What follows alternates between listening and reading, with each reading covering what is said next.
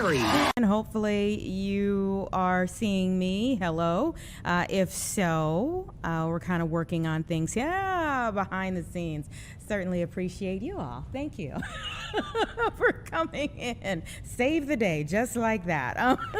So we appreciate you being here online each day for Chicago Live. I'm your host, Anita Blanton, and I'll be with you through 4 o'clock. Of course, we always appreciate you being here online with us along the way. So let's talk about some of the things that we have lined up for this first hour that we have here together. It is one day after 420, and we are digging into a new study of more than 11,000 teens, finding that cannabis use was tied to slower gains in memory, focus, thinking speed, as well as a worse memory over time during those key years of brain development. So the lead author of the study and assistant professor of psychiatry at UC San Diego School of Medicine is going to be here very soon to talk a little bit about that. I think it's a really important study that all of us should pay attention to. There's also a growing conversation about quite a mystery surrounding the deaths or disappearances of at least 10 scientists and government workers over the past few years. The FBI said Monday that it will lead an effort now to hunt for any possible connections here. The President Trump, says that we should know something in the next week and a half. Well, we have a UFO investigator and filmmaker who's coming back on the show. He's been raising questions about this all along. Okay? He says he's seen possible links all along. We're going to ask him some questions about what he has seen, what he believes is going on. We'll talk about that as well. It's draft week, and there's so much conversation surrounding the Bears. Our own Cassie Carlson is going to be here soon to give us, any inside scoop that she's getting on maybe some strategy that the Bears may be using for this go-round for the draft. Possibly, do the mock drafts kind of have it right so far? I may also ask her a question or two about the Bulls. They had a big announcement today as well with their coach, Billy Donovan. So she should be along soon. But first, we are starting with one other huge talker when it comes to the Bears, well beyond the draft. And that is where they will call home in the future. This week is critical to that discussion. And Ernie Rose with Touchdown Arlington is with me now as we all wait and pontificate about whether Indiana will move the chains or if the Bears will continue to be the pride of Illinois, and more specifically Arlington Heights. Thank you so much for being here. Thank you for having me. I'm not here to talk about the draft, but excited to talk about the stadium. You don't want to go through all 25 picks until the Bears go? No, I'm playing with you. We'll have Cassie talk about that. But, there's a lot of conversation on both of these things when it comes to the Bears. And this, quite honestly, now that their roster, if you're picking 25 players down, 25 young men down, that means that you had a really good season, pretty good season. So this debate over where the home should be in the future might be even more consequential, might be even more important at the moment. What are your thoughts on us coming to a critical point here this week? Oh, it's crucial. The Bears have a lot of business going on, both on the field and off the field, and this may be the most important week we've seen with regard to getting a stadium here done here. And the legislatures realize that they've run out of time. The Bears have to make a decision relatively soon. They're going through their due diligence in Indiana, and I think for the first time we're really seeing whole momentum of what the state of Illinois can do when we're working towards one idea and one concept. Everybody's settled on Arlington Heights, and this is the week for execution. We've got to get a bill in place to get this thing passed. Mm-hmm. And when you say everyone has kind of coalesced here, talk a little bit about that process. Everyone has their own interest for different reasons, and for a long time, that's kind of what kept this from moving forward. For sure, and of course not every person in this state supports building a stadium in Arlington Heights or passing a bill that allows the Bears to do so. But I think what you've seen is for the first time we're not talking about 2 or 3 or 4 sites in Illinois. And that's what's going to allow us to get a bill done. I know that the Chicago constituency in Springfield has certain things they want to see in any legislation. They're certainly concerned about what will happen at Soldier Field and the cost to pay that off. But the lion's share of the effort right now is focused on how we get the stadium in Arlington Heights. We've heard that from Governor Pritzker. We've heard that from leadership in Springfield. We can't force the Bears to build a stadium where they don't want to be. And so I think what we're seeing is the machine's working towards one thing, and while there's still obstacles, it's a lot easier to overcome those obstacles with one plan rather than two plans. Yeah, I mean, Indiana came with a plan. So they have a bird in the hand, as folks would say. What are your indications? What are you hearing about whether there could be some movement today? Yeah, I know they hope to have a vote here in the next few days, and they're still working out details, and a lot of that's happening in back rooms where we're not all privy to the conversation. But there's certainly momentum. I think you've heard it from House leadership that this has to move fast. I mean, we heard it needed to happen by the end of March. That certainly didn't happen. But now the Bears are actually taking steps to go through their due diligence in Indiana, and the closer they get to the end of that process, the better idea they'll have as to whether that movement's feasible. And so getting something done and in place so that the Bears can start talking with our local municipalities is crucial. And so, I don't know if it'll happen this week. We've heard that there's been progress before and it's been jolted, but there certainly seems to be a lot of momentum. And I think that we've got a good chance to get a bill here in the short term. All right, let's say the bill passes. What would happen then? Certainly our work's not done at that point. And to be clear, this is not a Bears bill. You've heard it talked about as a Bears bill in the media, but it's not. It's a mega projects bill. And it's a bill that would help in many locations throughout Illinois where there might be substantial progress that requires commitments from local municipalities. And this gives us a framework for doing so.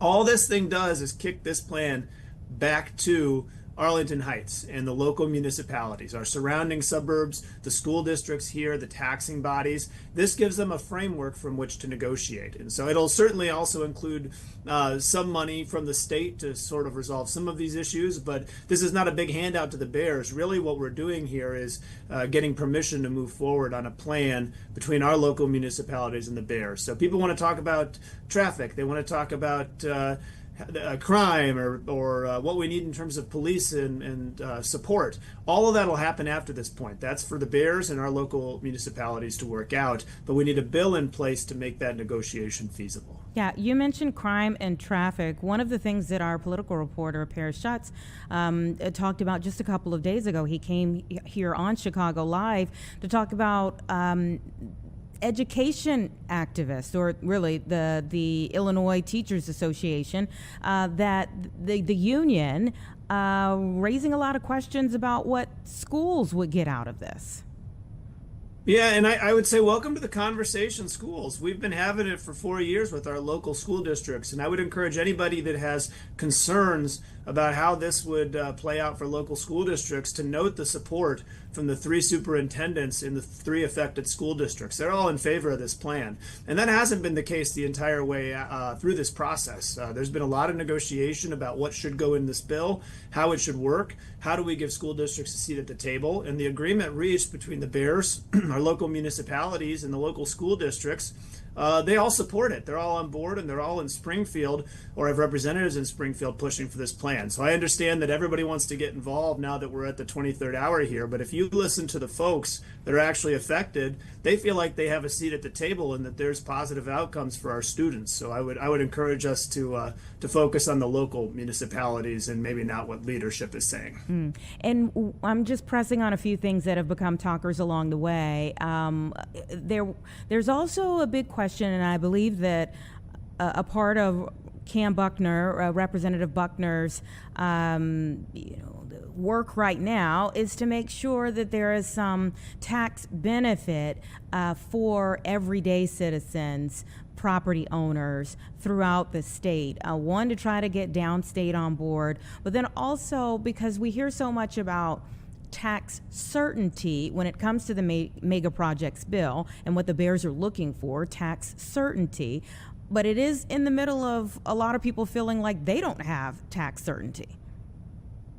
Yeah, and I would say we have two options here. We have a Illinois with a pro NFL team and all of the economic benefit that comes with it, or a state without an NFL team and the benefits that come with it. And to think about the signaling that that does to other major businesses if we can't keep a marquee NFL franchise in our state. So I think, certainly whatever option we have that has the Bears here is better than one where we don't have the Bears here. And that's not to say to give them everything they want. I think you've seen significant negotiations as to what the Bears' contributions will be. They're going to pay for the stadium.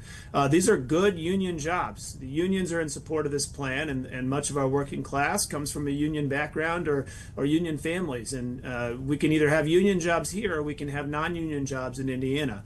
There's all the development that will happen in the Northwest, and the hotels will benefit.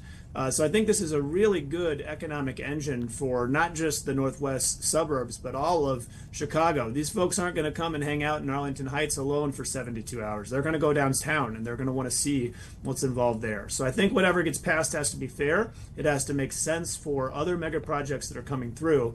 But this idea that we're not ever going to do anything that involves tax break for a large business means we won't have any large businesses anymore, because these same sorts of deals are made every time a major business comes into the United States or comes into our state. And what would you say if we lost the Bears in terms of one of the things that we've discussed is just how much of a political quagmire this really is right now. Yes, there are some fundamental things like, okay, it looks bad to lose this NFL franchise, but it is a bit of a political quagmire. So what would you say to our state's leadership if we lost the Bears to Indiana?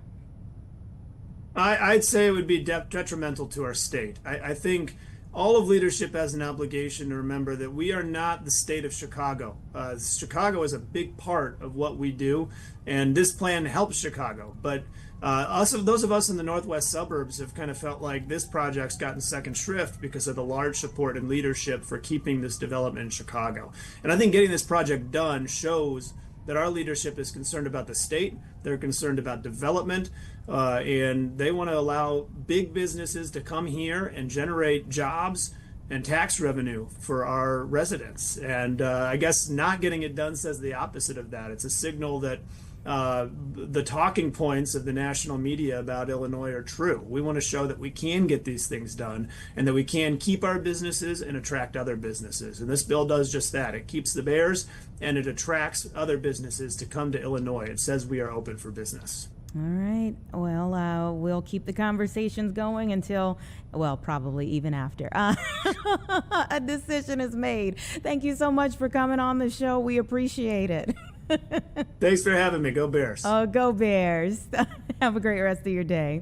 It's 1:13, everyone. Give us 2 minutes and we'll be right back. We are continuing our Bears conversation here on Chicago Live, but we're going to transition over into the draft. Not only are we looking at the future of the Bears from the standpoint of the business of the Bears, where their home will be, where the players will play, we got to know who's going to be on the field. So we have Cassie Carlson here in the studio. We're going to bring her into the chat right after this.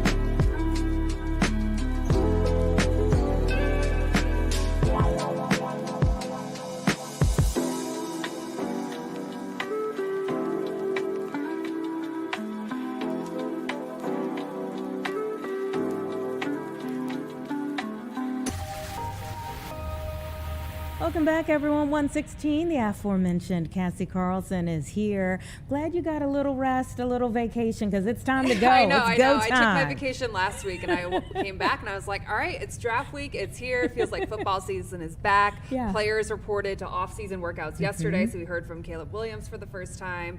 So it's an exciting time of the year when everything starts to feel like it gets going again. Yeah, what were their sentiments yesterday? So I feel like this entire offseason, we've heard from Ben Johnson a handful of times, who just echoed multiple times that he was so ready to put last year behind him. I think at the owners' meetings in Arizona a couple of weeks ago, he said it was nice to get the pat on the back from fans going out to dinner and being like, oh, great job. Yeah. It was nice for about a week, and then he was like, all right, nothing that we do is going to carry over to next season. And so the players heard that message for the first time in the team meeting yesterday. They are trying to exceed what they did last year. And something that Cole Kmet said, you know, he's someone who got drafted to his hometown team. He's seen a lot of lows, finally got to experience playing in a playoff game at Soldier Field last year. And something that he said is like, you know, a lot of his friends and people that he knows around Chicago will say the expectations are to make it back to the playoffs. And he's like, people might have higher expectations outside of the building, but they will never be as high as they are inside the building, which is to win a Super Bowl. And so they are hitting the ground running in phase one, which is essentially just getting in the weight room right now, getting in shape, everything like that before they're able to get on the field, but still exciting nonetheless. And to hear Caleb Williams grow as a leader and him repeat some of his goals, which is to be the best Bears quarterback of all time, to be the best quarterback to ever play, is exciting, refreshing, gives us good stuff to talk about leading into the draft to see what pieces they're going to add. Exactly. So we've got to wait through 24 players before we get to the Bears. I mean, what do you think they're looking for? What are you hearing? It's so difficult in this draft with them picking 25, paired with the fact that the narrative around this draft class is that it's a very weak draft class. There's a lot of talent at the top, and then it really drops off. Now, if you look at position groups, it's deep at the edge class, it's deep at wide receiver, so that makes things a little bit interesting. There's going to be a run of offensive linemen, probably early to mid first round, and those are all positions, specifically edge rusher and offensive lineman, that the Bears could be looking at. We just heard from Assistant General Manager Jeff King. He is the new Assistant GM since Ian Cunningham got hired by Atlanta, speaking for the first time and talking about just kind of how they approach going into this draft and what they're looking for. And he said what they're looking for is to bring competitors to this team. And that's just not someone who's going to compete on Sunday. It's someone who's going to compete Monday through Saturday as well, and in practice to bring out the best of the rest of the team. And they really nailed it last year with Colston Loveland, with Luther Burden, two rookies who had seasons where they contributed heavily to the offense. And I think a lot of people are thinking, well, they should probably focus on the defense, and they did in free agency. But it all depends on how the draft board falls and what happens with the 24 picks ahead of them and how that aligns. Now, one thing they have said multiple times is they will take best player available. So then you start weighing, all right, how do they rank these prospects? What are their grades? And do they feel like they need to focus on defense? And Jeff King said, if they're looking at their board at 25 and there's two players who have the same grade, say one's a defensive tackle, one's we'll just say wide receiver, well, then maybe they focus on the position that they feel like is more important for them to address. But if there's a best player available at a position group that we don't see as, you know, maybe their biggest need, it's just hard to pass on a really good football player. You can find a fit for them anywhere. And so I think that's going to be their mindset. Yeah, you know, I think one of the most impressive aspects of last year was the successful next man up type of situation that they had. And they fell into it several times. Right. Well, depth is important on any team. And I think we saw that come into play. And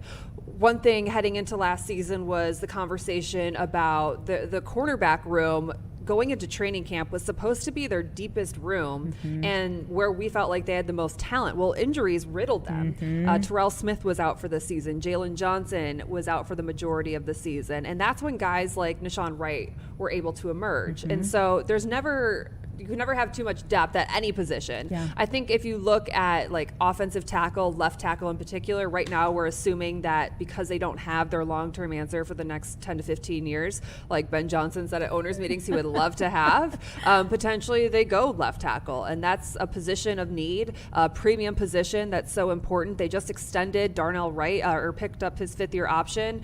He was Ryan Poles' in his 2nd year. He was his first-round draft pick and obviously has been a difference maker. You could argue that, and it just gives another position where, unfortunately, due to injuries, there's been a rotation there because it's really hard to keep healthy. Gives them a little bit more depth at that position. The same could be said for safety. Jeff King just said, they feel pretty good about safety despite losing Kevin Byard and Jaquan Brisker. They brought in Kobe Bryant, who's expected to emerge as a leader. They also signed Cam Lewis, who's a veteran. He started playoff games, and they feel good about him being able to step in and start right away if need be. So I feel like they think they have all the foundational pieces in place in a lot of these spots, so that gives them the flexibility heading into the draft. I just think you look at the pieces returning on offense, specifically the skill positions. You would assume that they are probably going to add to the defense just by areas of need, but that draft board can fall in so many different directions, and the reports are it's going to be a very trade-heavy draft. So what does that mean for teams trying to trade up? Maybe the Bears are in trade-up mode. Maybe they're in trade-back mode, or they just stay put. Yeah, and you mentioned the last time you were up here, the cap space. That stuck with me. That they're really not working with a whole lot of cap space here. No, they have $220,000, I think, in cap space. So yeah, the thing that was more, I would say, with the whole Dexter Lawrence being a possibility to trade for. So he ends up getting traded to Cincinnati. The Bengals give up a top 10 pick for him, which as that trade, as he was at an impasse with the Giants. People thought at first it was going to be a late first round pick. Then it was like maybe it'll be a day 2 pick. So for a top 10 pick to go to New York, so now they have the pick 5 and pick 10 is pretty crazy. And the Bears just couldn't match that asking price. And then he gets extended a 1-year extension for $28 million. The cap space to find that, it's a lot of money. So they will have to pay their rookies. Obviously more roster cuts happen as you get closer to the season and training camp and so on and so forth. So the cap space is something that they'll always have to work around, but right now it's about focusing on just players that are going to bring in competition and elevate all the players around them as well. See what other rookies can make an impact in their first year. Are they going to do another reality show with the rookies? What's the reality show with the rookies?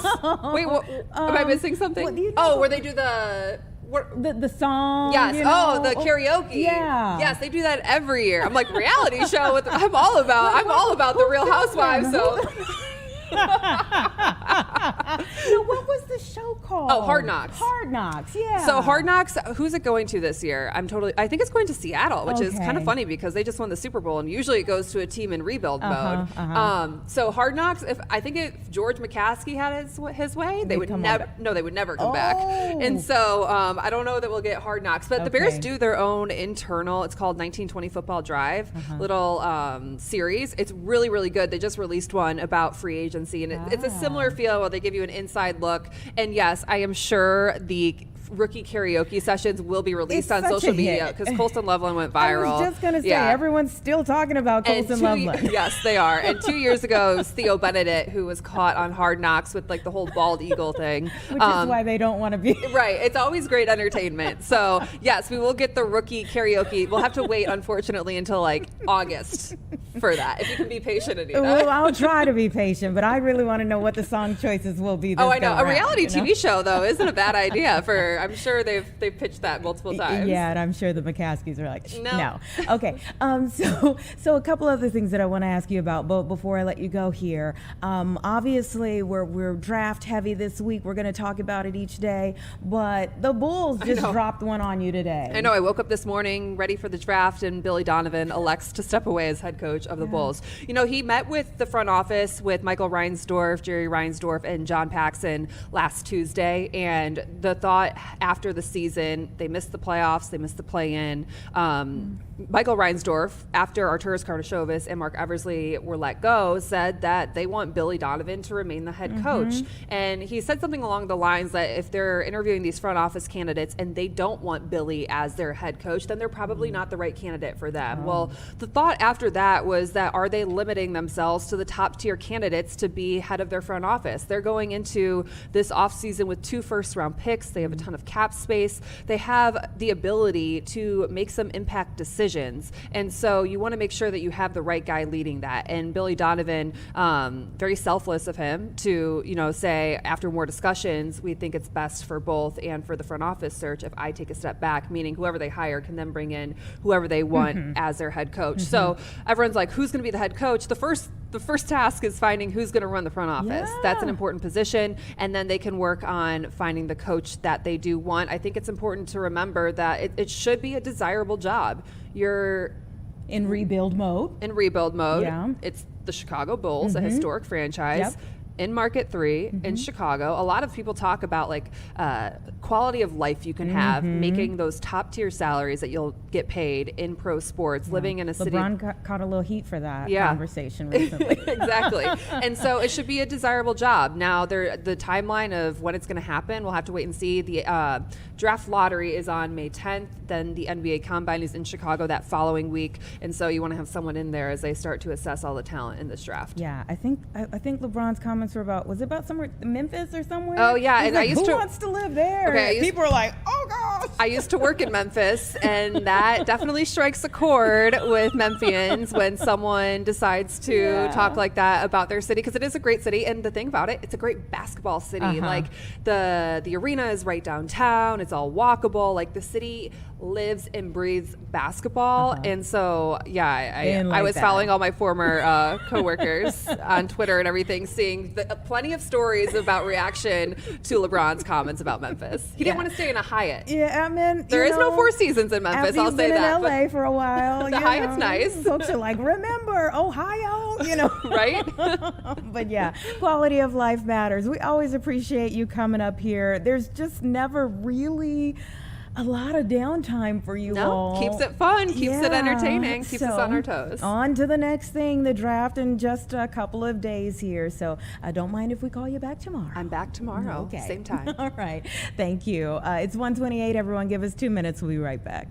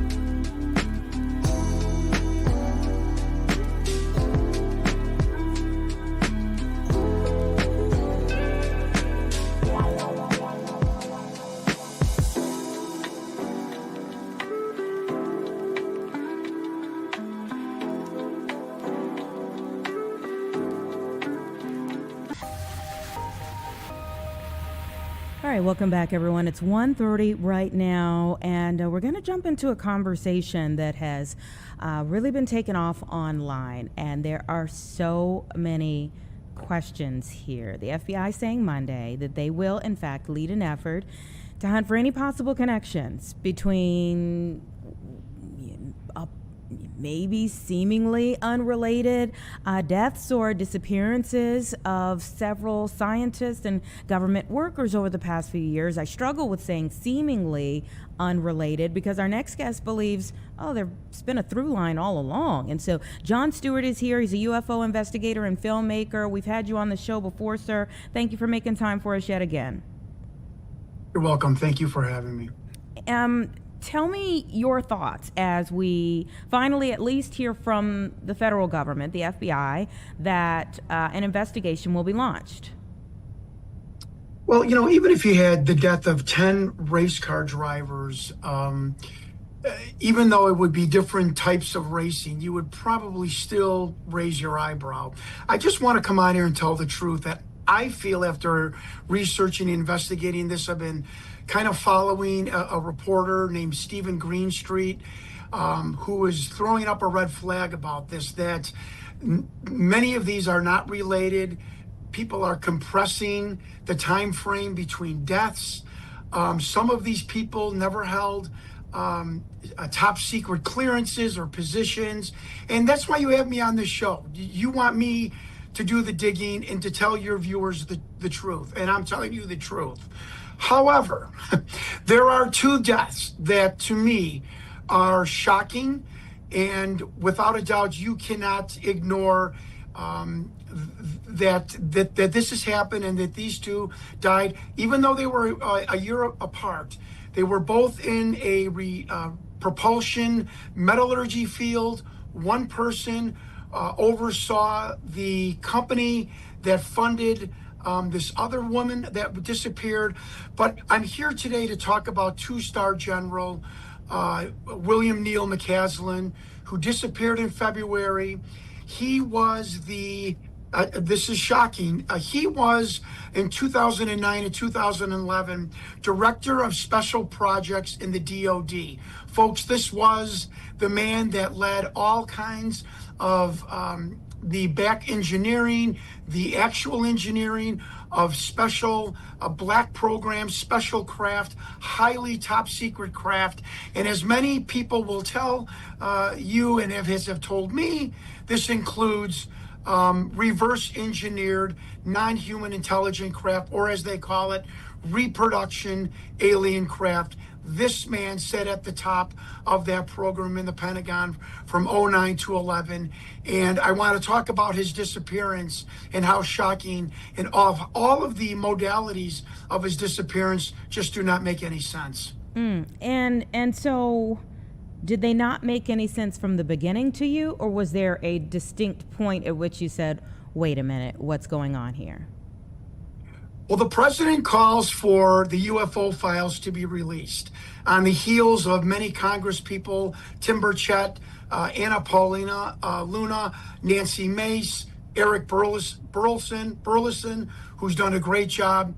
And all of a sudden, days if not weeks later, the man who UFO investigators back in 16, not recently, back in 16, called this man sitting at the top, the gatekeeper of the UFO phenomenon, what they call the legacy program. Now pay attention here.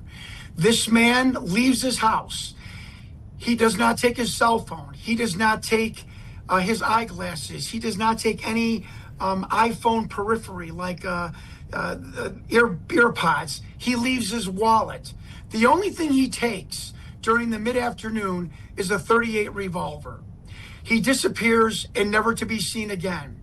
They contact his wife. I'm not making her part of the story, but she's not hyperbolic. She's not apoplectic. She's not crying. She's not upset. She makes a joke, a tongue-in-cheek statement about, well, just because my husband was in these, unique programs at the Pentagon, don't think that he went missing because of any UFO or little green men. I'm going to tell you something. If I disappear and my wife Joanne doesn't go on TV and isn't crying and, isn't distraught, and she's making jokes about pro wrestling because I used to be a wrestler, or she's making jokes about me investigating UFOs, I'm sorry, that's drawing a red flag. I'm not saying that she was culpable in his disappearance. I'm saying I think this woman knew that either this was going to happen, that he tipped her off, that he was going to meet people that were in this program. Somehow, some way, this woman is not as concerned as I think most women would be if their husband suddenly disappeared. And I don't think I'm being, I don't think anyone listening to me would disagree with me. Again, I'm not doing a cause and effect. I'm not saying she's related. I'm saying this man was either abducted, was taken, knew he was going to meet people that were going to take him to some location, and this woman isn't upset. And to me, that draws a red flag. Okay, so this is one person amidst the 10. And you do or don't feel like there is any connection to the other 9? I think it's unique. I think it raises an eyebrow, a slight red flag. But there are, again, folks, I want you to listen to me. This was a story. This 10 disappearing scientists or murdered scientists was propagated by the New York Post and the Daily Mail. We have 4 or 5 people investigating this for the past 3 months. I am one of them. There are great time spans. There is a recent suicide of a woman named Amy. I forget her last name, Eckridge, and she had mental problems. So says her parents. She was not an accredited scientist. She claimed people were following her, and committed suicide. So I don't feel that this is part and parcel. You have, again, other people that disappeared or were murdered that didn't hold top secret clearances or top secret positions. You have a murder of a scientist who was an biologist or physicist who found an unknown planet. But what's striking to me is McCaslin and another woman called Monica Riza, who disappeared a year before McCaslin disappeared. These two both worked in aerospace propulsion, and McCaslin oversaw the company that funded Monica Riza in her research in material sciences. So two scientists, aerospace propulsion, material scientists, one overseeing the other, and both go disappearing. Monica Riza, her friend said that Monica was 30 feet in front of him. She literally disappeared in the mountain range in Southern California. He said it was almost magical how she just disappeared within 30 feet of them.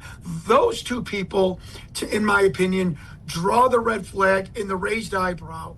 And when you couple that with McCaslin's position as is, in my opinion, the gatekeeper of the UFO alien retention extraterrestrial program, and that he goes missing, doesn't take anything from his house except a .38 revolver. That man, this is like a Chicago outfit mafia hit. You get the phone call, you get sent for, and McCaslin takes the revolver, in my opinion, to either, if this meeting went wrong, he was going to get out of it, or to try and to extricate himself if the people that he was meeting were going to abscond with him or abduct him, which it clearly shows that someone has taken him. In my opinion, no body has been found, no trace has been found, and I believe that he is held somewhere, either, just listen to me here, either to keep the secrets he knows from coming out with this new Trump disclosure movement, or to find out exactly what he does know. those two reasons, both nefarious, in my opinion. Yeah, I mean, that definitely leads to, as you were speaking before you said the disclosure, that is kind of what I was thinking about, the age of disclosure coming out, and then President Trump saying release the files, and now we're having this type of discussion, and we still haven't gotten the files. Right. Well, it was one of your highest. I'm not patting myself in the back, but when I went on 2 months ago with Sylvia and Mark, it was one of your highest rated YouTube podcast clips, because people know something's up. The American people know something is going on. We don't know exactly what. We do know this: something is above our skies. The government is not doing anything about it, and they're obfuscating what they do know, if anything, about these objects. There is no doubt about it. And yes, if you don't think that there is a cause and effect and a tangential relationship between the President of the United States basically saying we have information on UFOs and aliens, the Jon Stewart from Deerfield isn't crazy, in weeks, if not days later, the gatekeeper of the UFO secret, the UFO legacy program, a 2-star general, walks out of his house and is never seen again. And if you don't draw a conclusion between those two occurrences, you're fooling yourself. And I don't know what to say to someone who's thinking like that. So then, what do you think we'll get from the FBI about this case? I mean, because yet again, it's sensitive information, and the federal government coming forth to say, yes, we're on it. We'll investigate it. What do you think we're going to get? I just had a phone call before I found out I was coming on your show with a man who had dinner with General McCaslin a year and a half ago. I don't want to say this is off the record, but this is total circumstantial and conjecture, that they're worried that a foreign government took McCaslin. But I say to that is, he took a gun. He knew he was going out to meet somebody. It's not like he was just, taken from his home. By the way, there was a handyman at his home when he left. So he knew he was going to meet someone.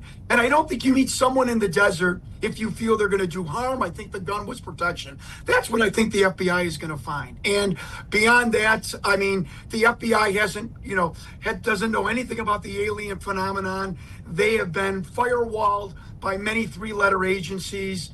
You can see that lack of communication proliferate on 9/11 when none of the agencies are talking to each other. They're still not talking to each other. Believe me on that. So I don't think the FBI is going to find exactly where McCaslin is. This was too secretive of an operation, in my opinion. So it's either our government keeping him quiet in a facility, or it's another government. I don't think so.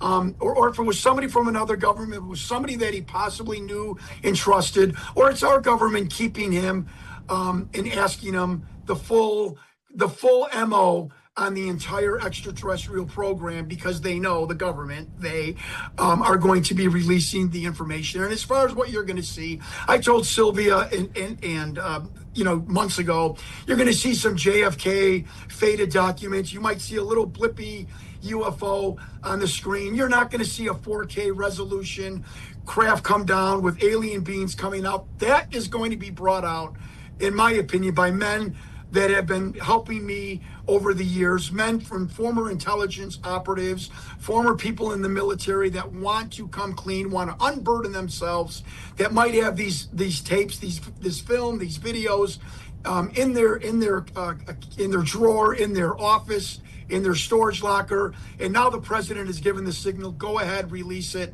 And they're going to do it. They're going to release it aside from the United States government. That is where you're going to see the shock and awe. And like I've said this over and over again, the ontological shock by the entire world and our country when you see a being coming down from a craft at some Air Force base in the 1970s. Listen to Jon Stewart here. I'm telling you, get ready. Get ready. That's all I can tell you. All right, John. Wonderful speaking with you again. Who knows when we'll talk to you, but I'm sure we'll be following up. Thank you so much for your time. Thank you for having me, and good luck to everybody, and good luck to yourself. Thank All you. right, thank you. About 1:45, everyone. Give us 2 minutes. We'll be back.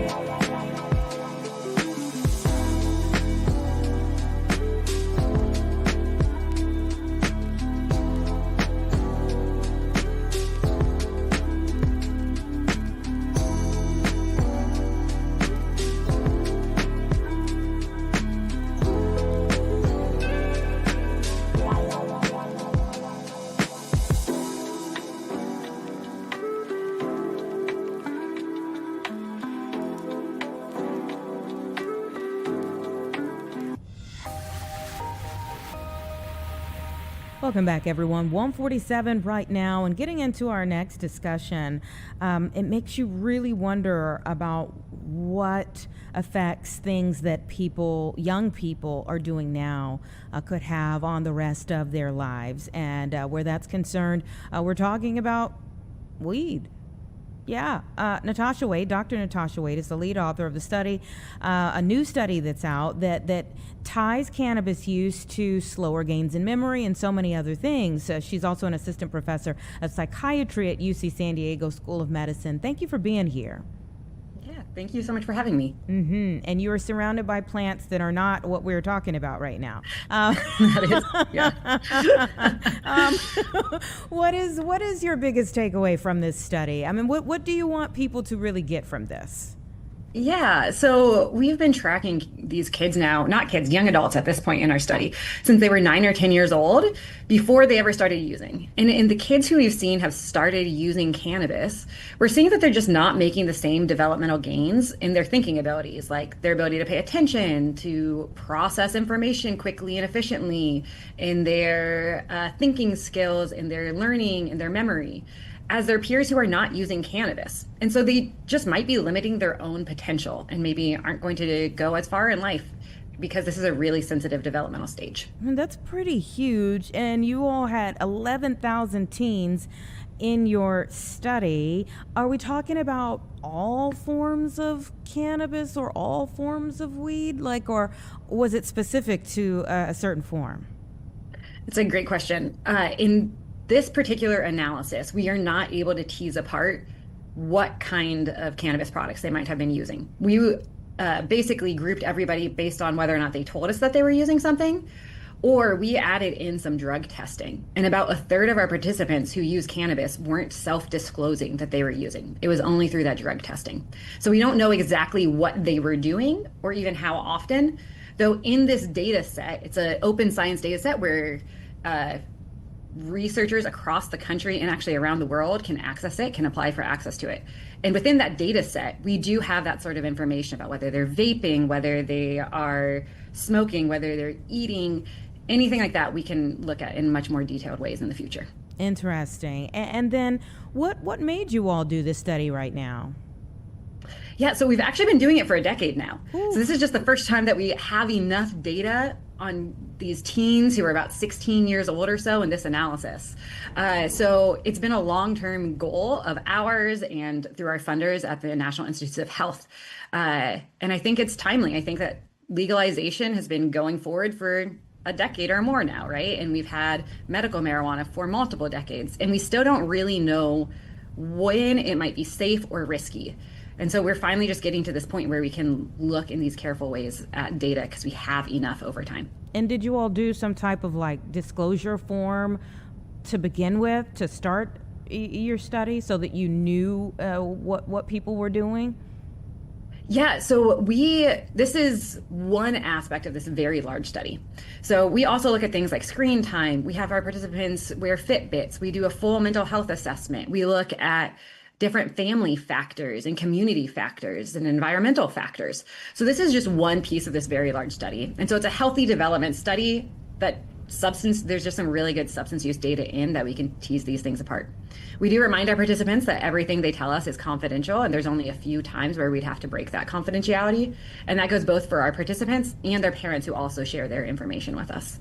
And is it reversible? Did you all find that? Like, okay, here's the damage done by said age, but if they didn't, if they stopped using for a set amount of time, that you saw some things come back? Yeah, we don't know that from this data set. We can look at that in the future in some ways, but other groups, including one of the PIs on the study, Dr. Krista Lisdahl, and another PI on the study, Dr. Susan Tapert, have done those really fine-grained analysis in much smaller cohorts of 60 to 100 people. And we see that some cognitive domains and some different thinking abilities do seem to improve with abstinence, and others seem to persist. And so it just probably depends on the individual, how much they've been using, and other factors. And again, in the future, we do want to look at that in a more fine-grained way here too. Mm-hmm. What are some other things that you hope to look at in the future? I mean, are you looking at other age groups? Like, what's the effect on boomers? Or, what are you looking at different age groups? Or are you going to continue to study within this age group for more findings? Yeah, so I would say both. So this study, the Adolescent Brain Cognitive Development Study, has been going for 10 years, and we're hoping to go for a lot longer because we're only starting to see some of the potential emerging mental and physical health issues in this sensitive developmental time period. At the same time, there's other groups, including other folks I work with here at UC San Diego, who are looking at other stages of life. And so we really want to figure it all out. At every stage, when is it risky? When is it safe? In what ways can cannabis potentially be used safely? When is it, what kind of products might be better to use? We really want to look at all of it. And for me, one of the things I'm always interested in is sex differences. Mm-hmm. So we know that females and males do process the cannabis plant differently, but oftentimes we don't do that sex analysis to see if one or the other might be more vulnerable in certain situations. So that's one particular interest of mine. Yeah, that would be interesting to find out about. Was there anything that surprised you? As researchers, we have to put forward our hypotheses. And so we hypothesized that we would see all these differences. But it's not often I actually see all the differences I put in the hypotheses. And so that was probably the most surprising part, is that this is a consistent pattern across all these different types of thinking abilities, that we still see that those who are using cannabis are not making the same gains as their peers who are not using cannabis. And how do you think we get that message across to teenagers? Yeah, I think there's a lot of gray areas in cannabis. Not all weed is the same. And so I think just being honest and treating them like young adults who are going to have to make their own decisions, and telling them, we see this association. What it means is that it's likely riskier for you to use when you're a teenager than if you wait until later in life. And then you let them make their choices, because people can make their own choices when they want to. All right. I don't think my parents told me we had our own choices, but I'm playing. Just do as I say. But no, I think this is a really important information and a great study that you all have done. Really dives into an area that I think is so universal for households, conversations that need to be had, and just, a set period of time in life where you were trying to figure out so much about the world, and your parents are kind of trying to slow you down but prepare you as well, and so thank you for what you've done. Absolutely. Thank you so much. And again, I agree. There's a lot going on. Being a teenager is hard, probably today more so than ever before. And so, it's not just one more forbidden thing for teens necessarily, but saying just find there's a lot of good things in life. Find some other areas to start in. Yeah. Thank you. We appreciate having you on the show. Thank you. Everyone, it's 1:55. Let's talk a little bit about a few things that are trending on our website right now. Yesterday, we told you about these missing babies, 1-month-old babies and their mother, 17 years old, who, had been missing since Sunday, I believe, and they have been found safe. Thank goodness they were found safe. Don't know all of the details as to why they were on the run, but the infants do require special care. So there was an elevated level of concern here. I believe that they had just been released from the hospital the day before. There was a silver alert that was issued. It was later canceled. Officials say the family is now receiving some assistance. They'll be placed in a temporary house for now as they just kind of try to figure out. There were some custody issues there, but overall, the most important thing that they are back in a safe place and hopefully will be for good.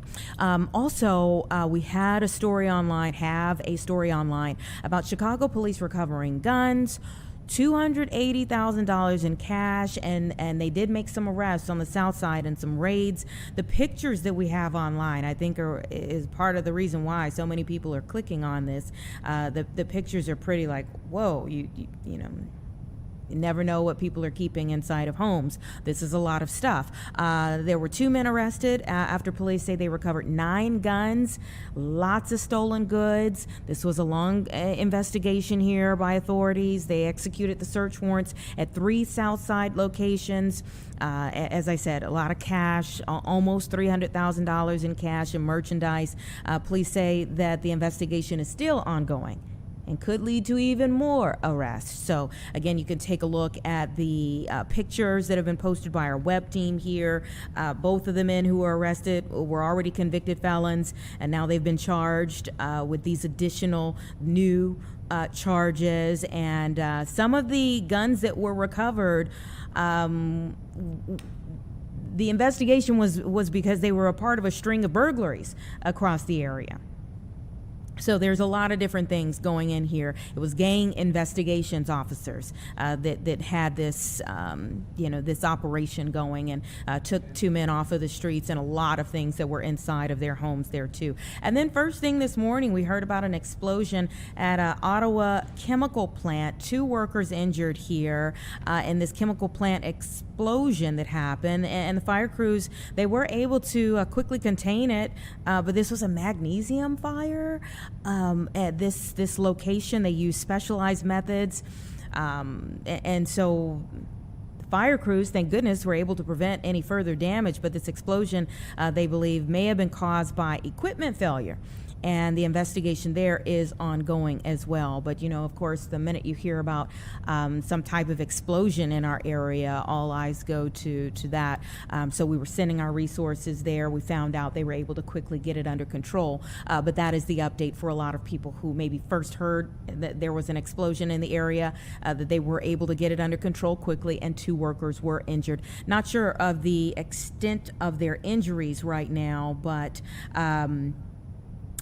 at this point in time, we do know that OSHA is investigating. OSHA always goes in whenever there is a workplace incident that takes place. OSHA goes in to investigate that. So we do know that that is happening now, and all employees have been accounted for. So those were just a few of the stories that are populating on our website that people are clicking on. Again, you can find them on fox32chicago.com. We're going to take a quick 2-minute break, and then we're going to get into what we've lined up for our 2 o'clock hour.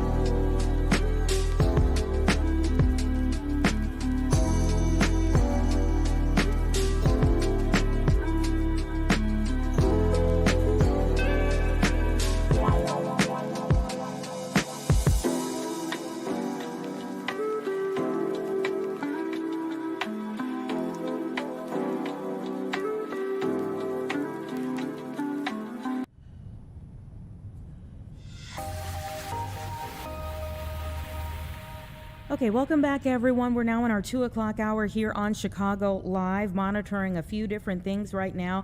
Let me tell you about what we have set up for this hour. There's probably only one time I've ever said zombie trout. We're going to learn about it today. Not quite sure what to think about it, but I'll reserve judgment until I find out more information about it. That's coming up around 2:45. Also around 2:30, we anticipate having a conversation with a representative from the Obama Center. There's so much excitement, so much momentum right now as we prepare for the summer. I believe it's June opening of the Obama Center, and actually today tickets went on sale for founding members.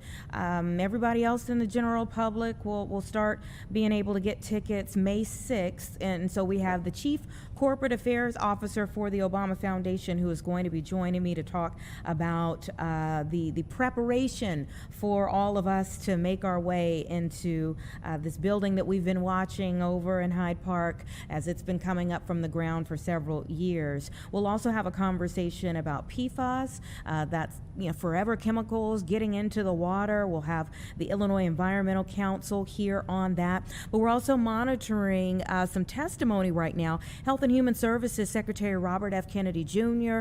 Is on Capitol Hill today testifying before the House Energy and Commerce Committee on President Trump's fiscal 2027 budget request here.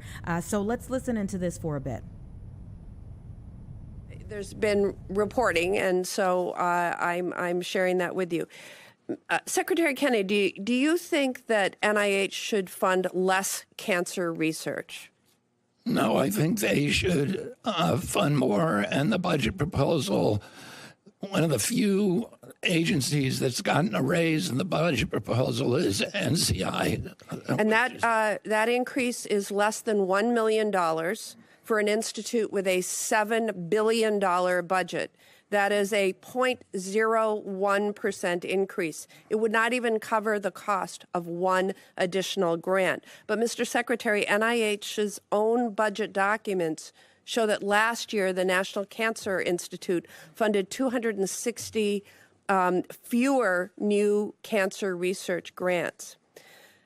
Secretary Kennedy, do you think NIH should fund fewer Alzheimer's disease research grants? I think they should be funding more.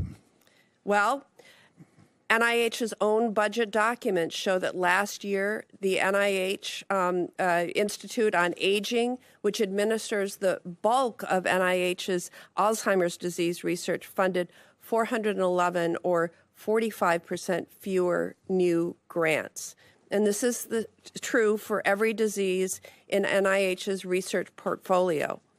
I have run out of time. I hope we might get another round, but I will stop at this point. Thank you.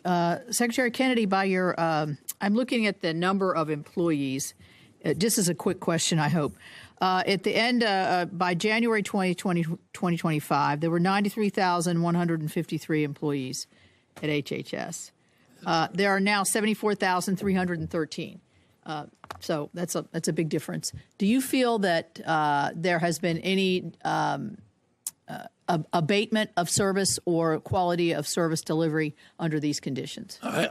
I do not. During COVID, my agency grew by 38%, and we are now right-sizing it. We're in the process now of hiring about 12,000 more personnel to make sure that we have people to do every job. But the agency was not functioning well when I got there. It had presided over the largest increase in chronic disease in human history. So the agency that's supposed to be protecting us from chronic disease had failed abysmally. Yeah, at pre-COVID levels, it was 82,000, so it went up 11,000 during COVID.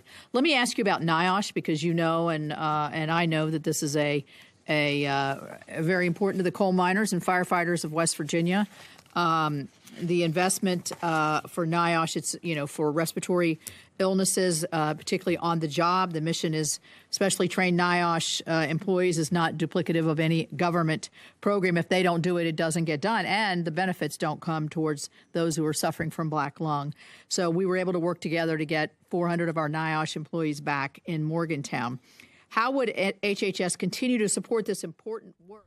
All right. Again, we were listening into some of the testimony from Health and Human Services Secretary Robert F. Kennedy Jr., who is speaking about President Trump's 2027 budget and these senators who are pressing him for a lot of information regarding the future of cancer research, the future of Alzheimer's research, all things that need funding in order to continue to help save lives. You heard from Senator Baldwin from Wisconsin and also Senator Capito, who represents West Virginia. They're going to continue on with that, but we want to continue on with our conversations here on Chicago Live with another area of concern that does have to do with funding and how we look at regulations in this country, and that has to do with plastics ending up in water, the environmental concerns there. And I have Jen Walling from the Illinois Environmental Council, who is joining me now as a bill just passed in our state, and I'd like for you to kind of give us a little bit more information about it and you all's position on it. Sure. We thanks for having us on, and happy day before Earth Day. We passed with Representative Joyce Mason House Bill 4418 within the last 2 weeks that deals with pre-production plastic pellets, or nurdles. These are extremely tiny plastic beads that are used to make all plastic products, and they constitute a large amount of the waste from plastic that ends up in waterways and can suck up toxic chemicals and can be really problematic to human health, wildlife, and the environment. Some people might hear you and think, okay, well, how does a tiny pellet affect me in the long run? Well, with the tiny pellets, there are a lot of them at this point. So plastics are everywhere. There's some estimates that we're inhaling more than a credit card worth of plastic into our human bodies in every year. The contamination may be. We know there are going to be human health effects. There are human health effects, but there are things where the plastic pellets are picking up other chemicals that are carcinogens, things like PCBs, TCE, all of these toxic chemicals that get sucked up into plastics and are eaten by plants and animals that should be eating other things. And then they end up in our bodies, and they can have alarming impacts on our health, especially the health of children, alarming impacts on fertility. And so these are huge challenges to human health and the environment. And there's a lot of it at this point. It is just continuing to be out there, and it doesn't biodegrade. It's in the environment for basically all of our lifetime, all of our children's lifetimes, all of our grandchildren's lifetimes, that these plastic pellets and plastic pieces exist. And I would love to find out from you how you feel our state is doing when it comes to these types of efforts. I think that we are in maybe the middle to lower of the United States in dealing with these with plastic. There are a number of states that have banned things like styrofoam. There are states that have taken more aggressive stance on plastic pellets and their spillage. And of course, compared to the rest of the world, where single-use plastics are banned in most European countries, and they're moving forward without them. We are not doing great at all, and we could definitely step up our efforts, both as individuals that choose things that aren't plastic, and definitely with policy, where the most important impacts will come into place. We need to replace materials that have plastic with things that are less toxic. And I know the average consumer, when you go out there and you choose, it's hard to find things that don't have plastic. So it's really up to companies and policy and government to step up to get plastic out of production and out of the environment. When we see weather events like we have over the last couple of weeks, and even right now, where we still have flooding issues throughout the state, does that raise your level of concern even more about these plastics ending up throughout the state, in our waterways and beyond?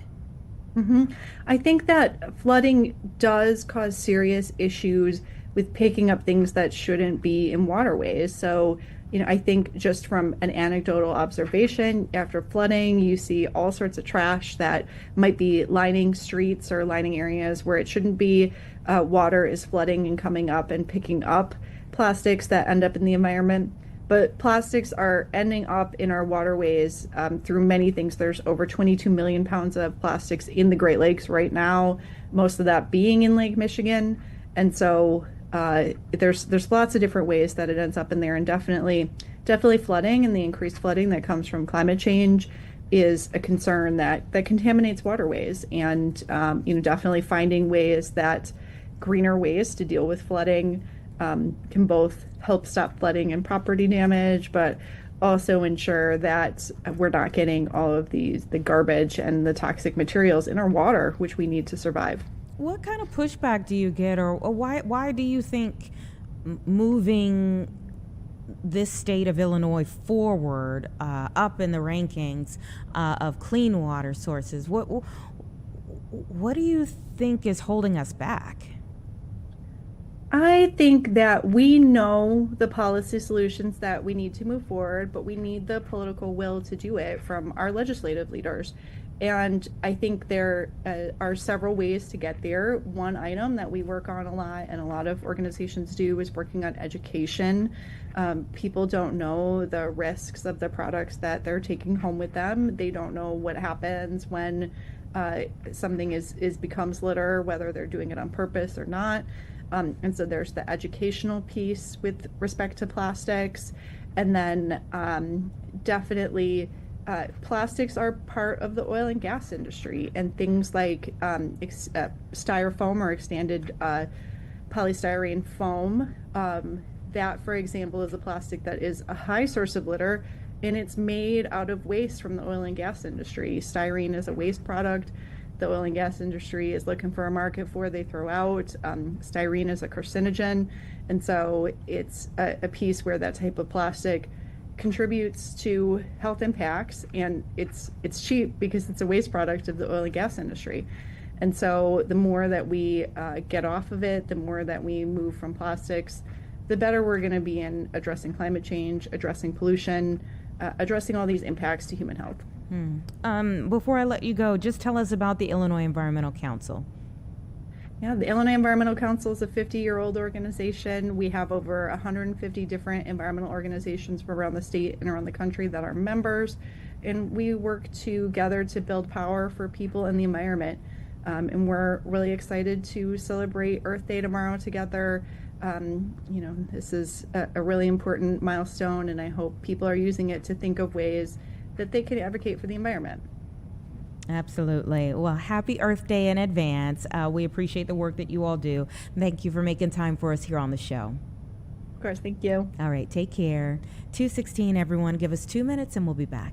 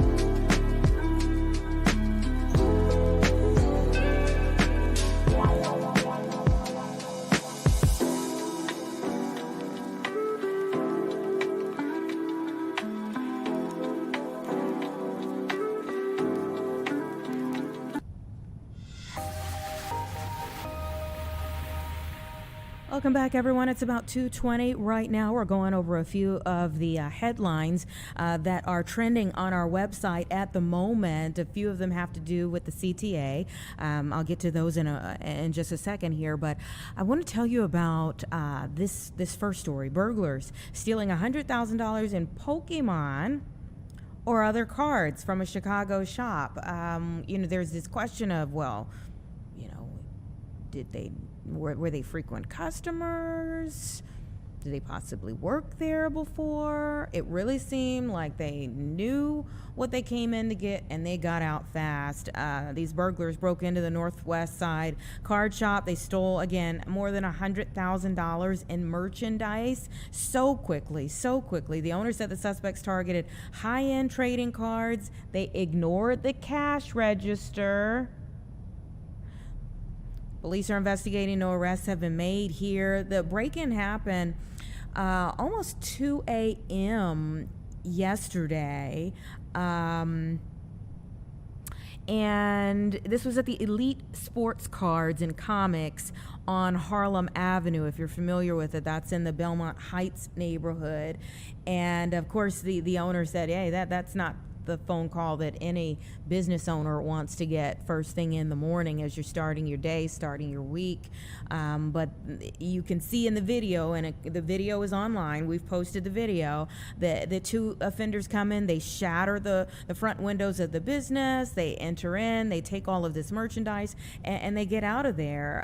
But the suspects appeared to target those high value items, and they knew exactly where to go inside of the store to get them. So no one's been caught yet, but there are several markers there that say maybe they won't get away for too long. Obviously, with it happening at 2 a.m., no injuries or anything reported here, but no physical injuries, right? Because we hear so much from our business owners in the area. Some of them you see multiple times having to go through things like this, and they just wonder why.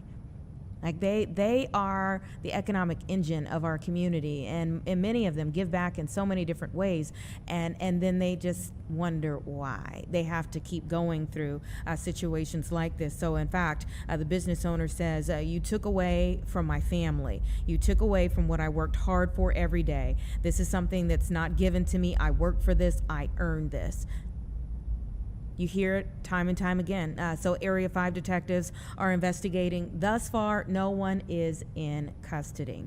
Going over a couple of the stories that are connected to the CTA. So we have Chicago police searching for suspects in a Loop CTA train attack that happened. Police say a CTA rider was attacked by a group on the train in the Loop. The incident happened April 14th, but we're just now getting more information about it. It was right downtown, of course, the Loop, on South State Street. Detectives are asking for help identifying multiple people involved, so they've given more information. We have a full rundown of descriptions, okay, of all the people involved, and I'm seeing 2 men, 7 women involved in this attack of a transit passenger on a CTA train here. We have pictures, so you'll be able to see the pictures here.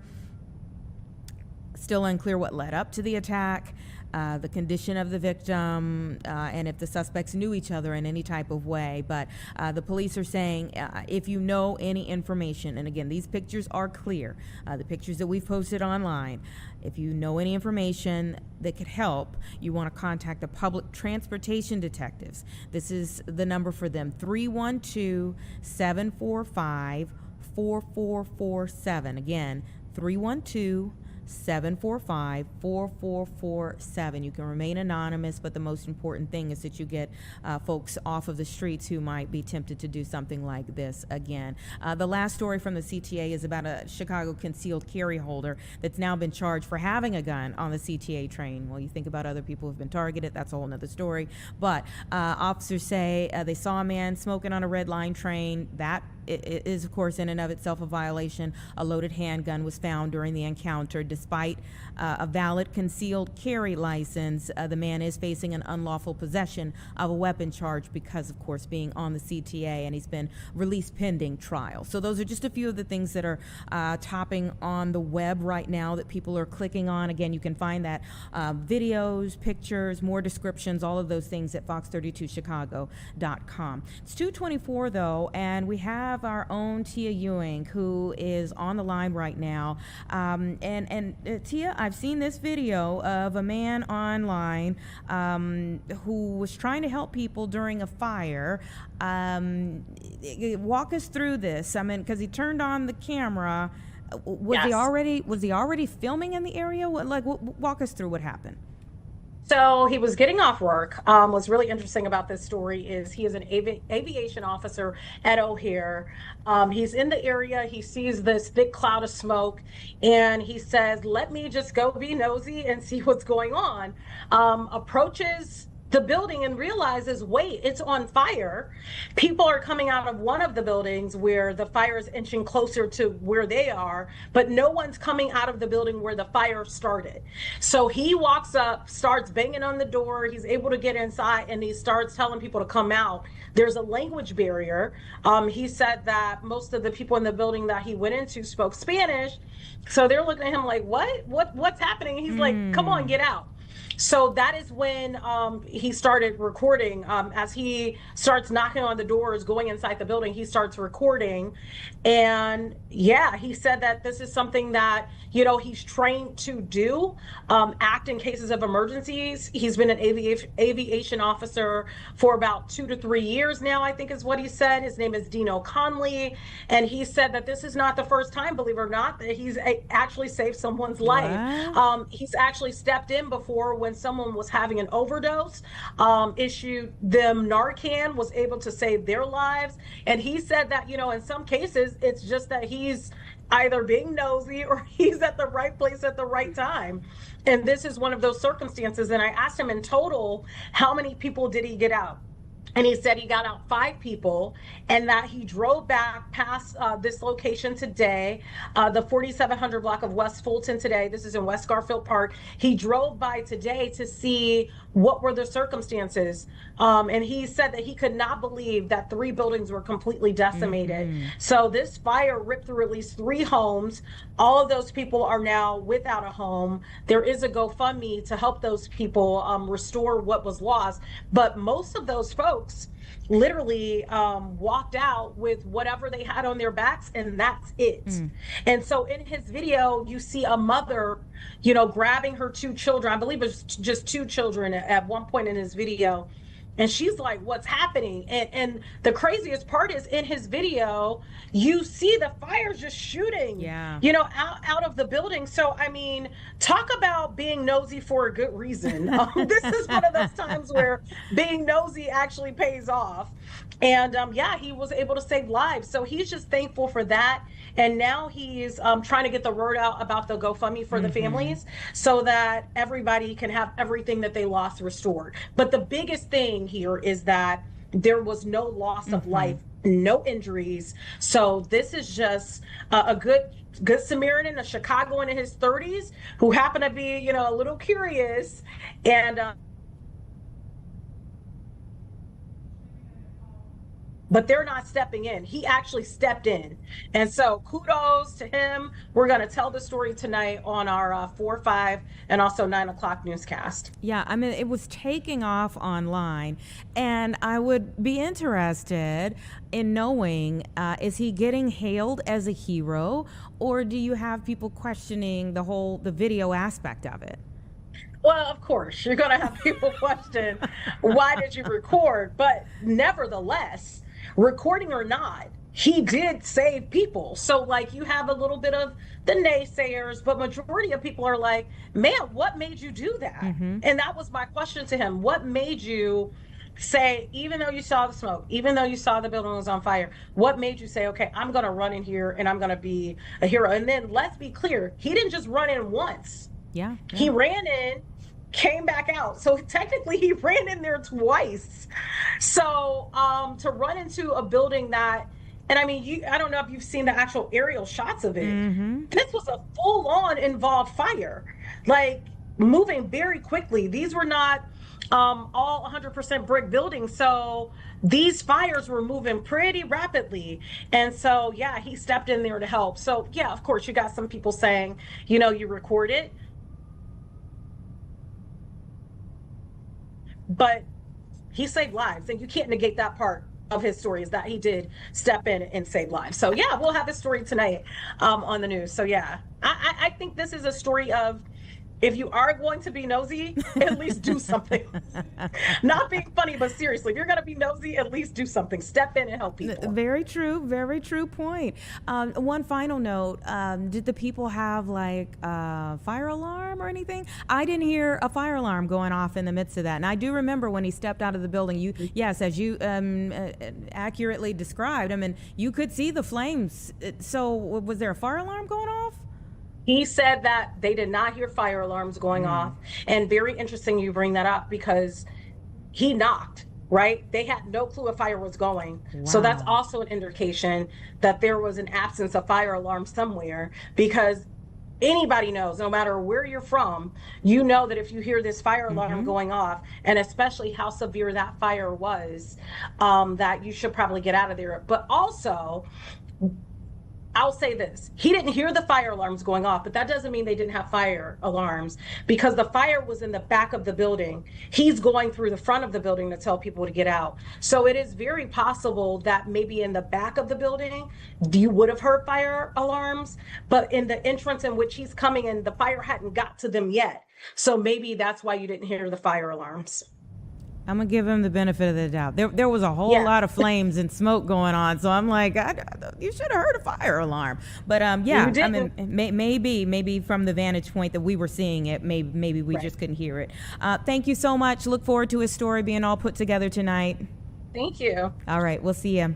It's 2:30, everyone, and we're going to take a quick 2-minute break, and then we're going to get into our conversation with the wonderful folks over at the Obama Center with all of the momentum building before opening day.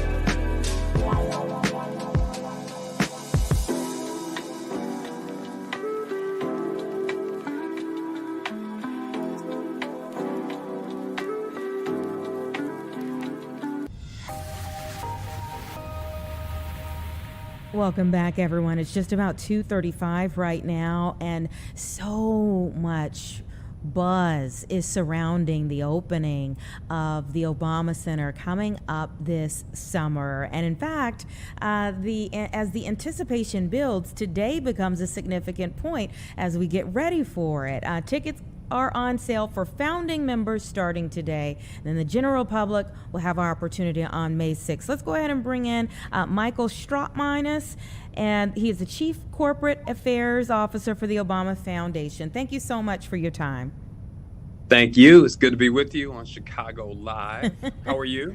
Doing all right. And count me as one of the folks excited as well for this June 19th opening of the Obama Center. We have watched, there aren't many things around here that we literally watch from the ground up.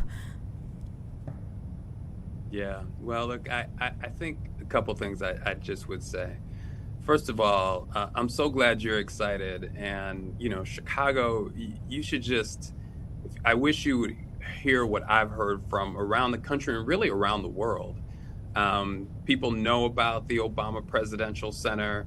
We're going to open our doors on June 19th. And we're really going to welcome people from the neighborhood, the community, the city, the country, and the world to my hometown. And all of us are really thrilled. President and Mrs. Obama created this to give back to the city that gave them so much. And you're right, tickets went on sale today to our founding members. And we want everyone to be a founding member. So go to obama.org. All you need is to pledge a recurring gift, monthly or yearly, and you will be in for the next ticket drop. Okay, all right. We have our marching orders there. Tell us about some of the things that will make this center different from other presidential libraries or centers that we see across the country. Well, they're all really unique, and I think they reflect the president themselves. And so, this one, we're country better to be able to do so. Is going to have a replica of the Oval Office, a sky room that right now no one really has access to these views of the lake, of downtown, of the south side of Chicago, of Jackson Park. People are going to be able to see that. But it'll also have all kinds of other things, a beautiful playground, an athletic center, a fruit and vegetable garden, 18 acres of parkland. And we've just been around and we've been able to see the park as it's starting to fill in, the grass, the trees, and we're really going to be just one more jewel in this city that attracts people to the lakefront. I think it's the best part of the city, summertime Chicago, and we're really excited to be a part of that. Yeah, people have already been going over to take pictures of the apple blossoms, the cherry blossoms over there with the Obama Center kind of, as a part of the pictures now. I've seen that. Mm-hmm. I've seen that. And, we are going to be a museum campus with the Griffith Museum of Science and Industry, and they're already great partners. And so just think about now, what a weekend in Chicago looks like, or what a trip to the South Side looks like. Now you can visit the Museum of Science and Industry or visit the Obama Presidential Center. And frankly, all of this, except for the museum, is free and open to the public. It's part of our park space. I don't know if anyone's ever been in between the museum and where our site is, but there is a beautiful garden behind there, and on the lagoon and spaces. And we're just going to open up and unlock all of this for people to be able to enjoy. I remember doing a lot of coverage when I was living on the East Coast as the Smithsonian African American History Museum was being built, and for their opening day. And quickly people found out you cannot get through there in one day. You're shorting yourself if you go through in one day. You just can't experience it all in one day. So do you think people will be able to make one trip in there and really get the full effect for the Obama Center? I would say one day at the Obama Center is going to be a wonderful, fun, beautiful day for you and your family, and you're going to want to come back because there's so much more to see. I was one of those people, I was at the second floor of the Smithsonian Museum of African American History and Culture, and my family would be like, we're done. Where are you? I'm like, Exactly. you're done. Wait, I still got more to see. So, you know, some folks are like that. Some folks just want to breeze through. But I think the best part about this is there's so much history here, and we've been very intentional around creating experiences that are going to be great for all ages, things for little kids to do, things for our seniors to do. And the best part is we've designed it so you could do it together. People with disabilities, families, this is going to be something that folks can enjoy, whether it's a huge film, whether it's taking people behind the scenes into the White House, whether it's looking at Mrs. Obama's incredible dresses. And even if you don't go to the museum, come on and hang out, you know, be on the Great Lawn and have a cookout.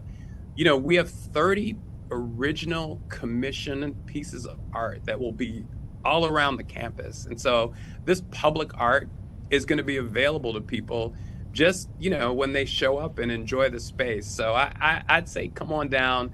I want you to get a ticket. You're gonna want to have a ticket to experience the museum. But whether you have a ticket or not for the museum, come enjoy this space. This is something that President and Mrs. Obama have created as a gift to our city, and we just want people to take advantage of it.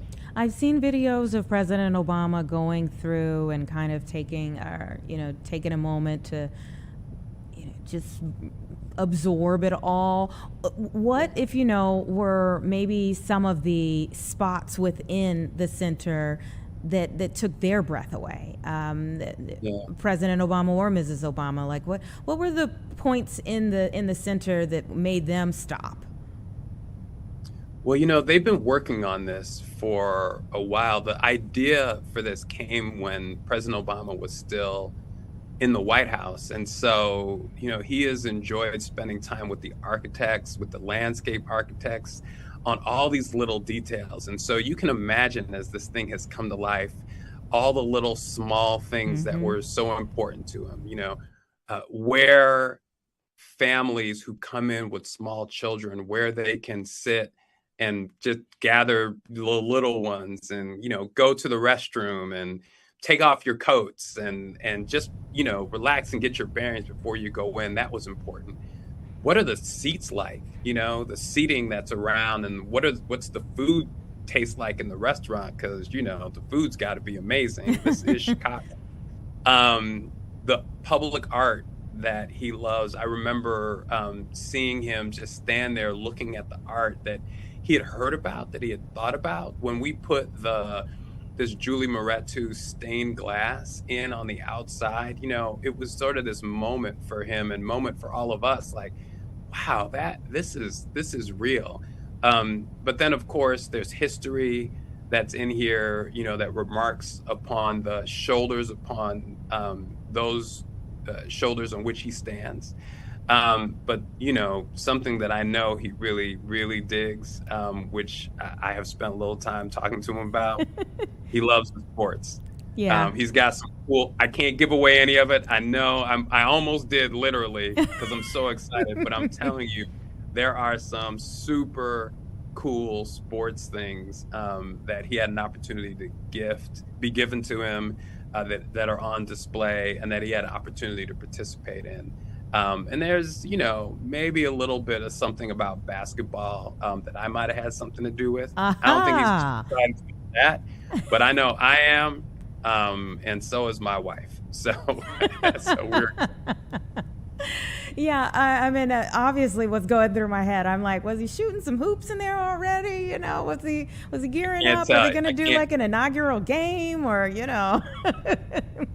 Mom is the word. Although I will tell you, in the basketball court, I promise you, there's only one person who's going to take the first shot on that court, and and that is the former president. So that is guaranteed. I wonder what will go through his mind. You know, there was the video of Michael Jordan with some folks that he was like vacationing with or something, and one of the kids asked him to like shoot a basket, and he talked about how nervous he was, and everyone I was like, remember that. "Yeah, like you were nervous." He's like, "I haven't shot a basketball in a long time."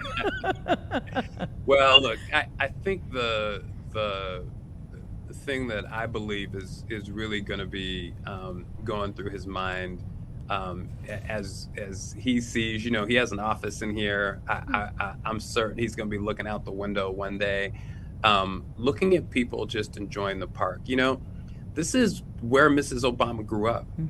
You know, this park area, this is where they used to bring the girls when they lived here to come play soccer, you know, when really, you know, they were just representing this area, and they were neighbors before the world knew their names. And I believe that because this has just been such a theme throughout this work, he wants to see families come and enjoy this space. You know, there are going to be lectures in the hall. We have a recording studio, but we also have a branch of the Chicago Public Library. You know, as I said, we have a playground. There are all these things that have been done to make sure that just, you know, regular people get a chance to experience this. And you know, when we think about the work of the Obama Foundation, it's built on an idea that this place embodies, that ordinary people can do extraordinary things. And so we got to welcome people into these doors, and then hopefully once they're in here, they'll get inspired. Ordinary people doing extraordinary things. What do you think speaks to him being a first the most in there? Yeah. Well, I think first of all, it just being on the south side of Chicago and in this city, right? This is the first president from this community, and that's important. But you know, if you know him and if you listen to his speeches, it was never really about him being the first to him, because as he saw it, he was just the next in a very, very long line of change makers, right? People whose names we know, some people whose names we don't know. And his whole thing was, well, this is a relay race. And so I've got to run. He used to say this. I worked in the White House, he used to tell us this. We're only going to be here for a short amount of time, you know, 4 years when I was there, and hopefully 8 years, right? If the American people wanted us to. And then that was it. And then our job was to hand the baton over to the next generation of leaders. And so this really speaks to that mindset, right? Which is, you know, whether you're the first in the family to go to college, or the first in the family to get a particular role in life, or the first in the family or the first in your community to do something, you know, you're only there because of all the people that helped you get there. And then while you're there, the responsibility that we all have is to pave a way and make things a little bit better along our journey, and then hand things off to those who are alongside of us and come behind us. And so that's really what this place it represents. There's so much that's notable about his presidency, yes. Things that he accomplished, frankly, opposition that he had, those stories are going to be told. But the spirit of this is about a continuum and this long line of change makers that Barack Obama has become a part of. And the question that we want to leave people with as they leave the presidential center is, okay, what's my role, right? What do I care about? And how am I going to use what I have around me to be able to make the change that I want to see in the world? That's the idea. It's a beautiful thing. Thank you so much for being here on the show. We certainly appreciate it. We're all excited and look forward to coming in those doors and taking it all in, the experience that will go on and on for many years to come because of you all's work with the Obama Foundation. Thank you so much, Michael. We appreciate it. Thank you. Ticket sales May 6th. Sign up at obama.org. We'll see you here. Will do. Will do. Take care. 2:49, everyone. Give us 2 minutes, and then we're going to find out about zombie trout.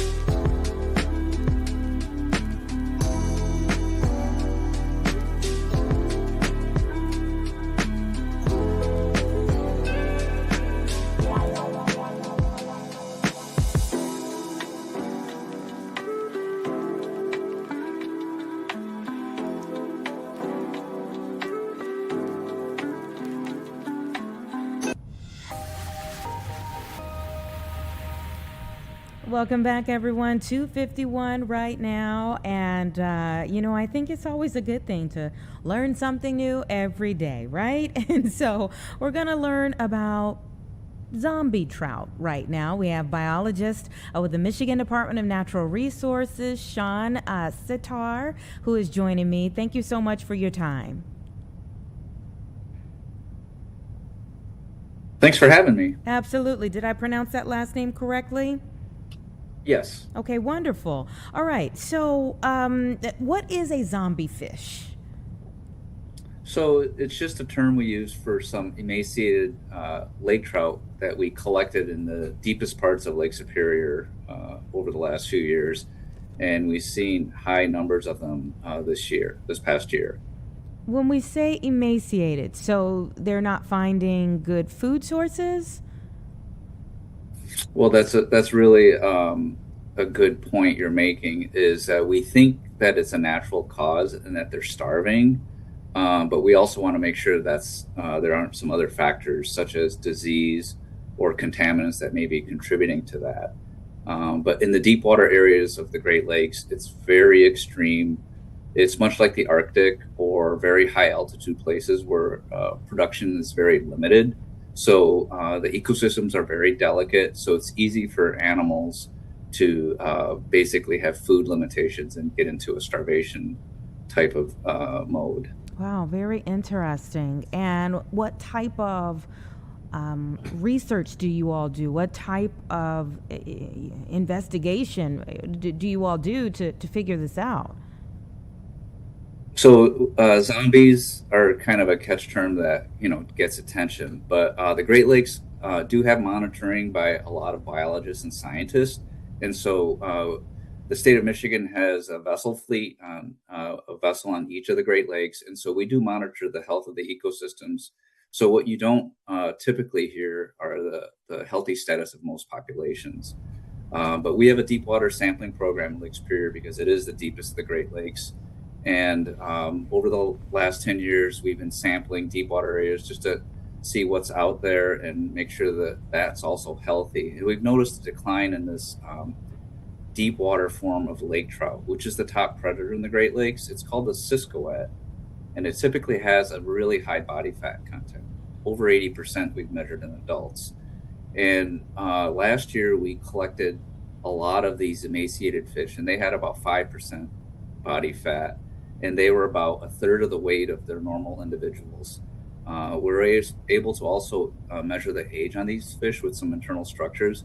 And so they're about the same age and the same length, but they're really skinny and they're really low in body fat. So it alerted us to report on that and then set up some future investigations this year. Are they typically if for fishers? Is this a fish that fishers typically try to get? They actually harvest their relative, the lean lake trout, which is the commonly known lake trout in the Great Lakes. But this deep water form is adapted to live in deep waters, and it also plays an important role in the ecosystem.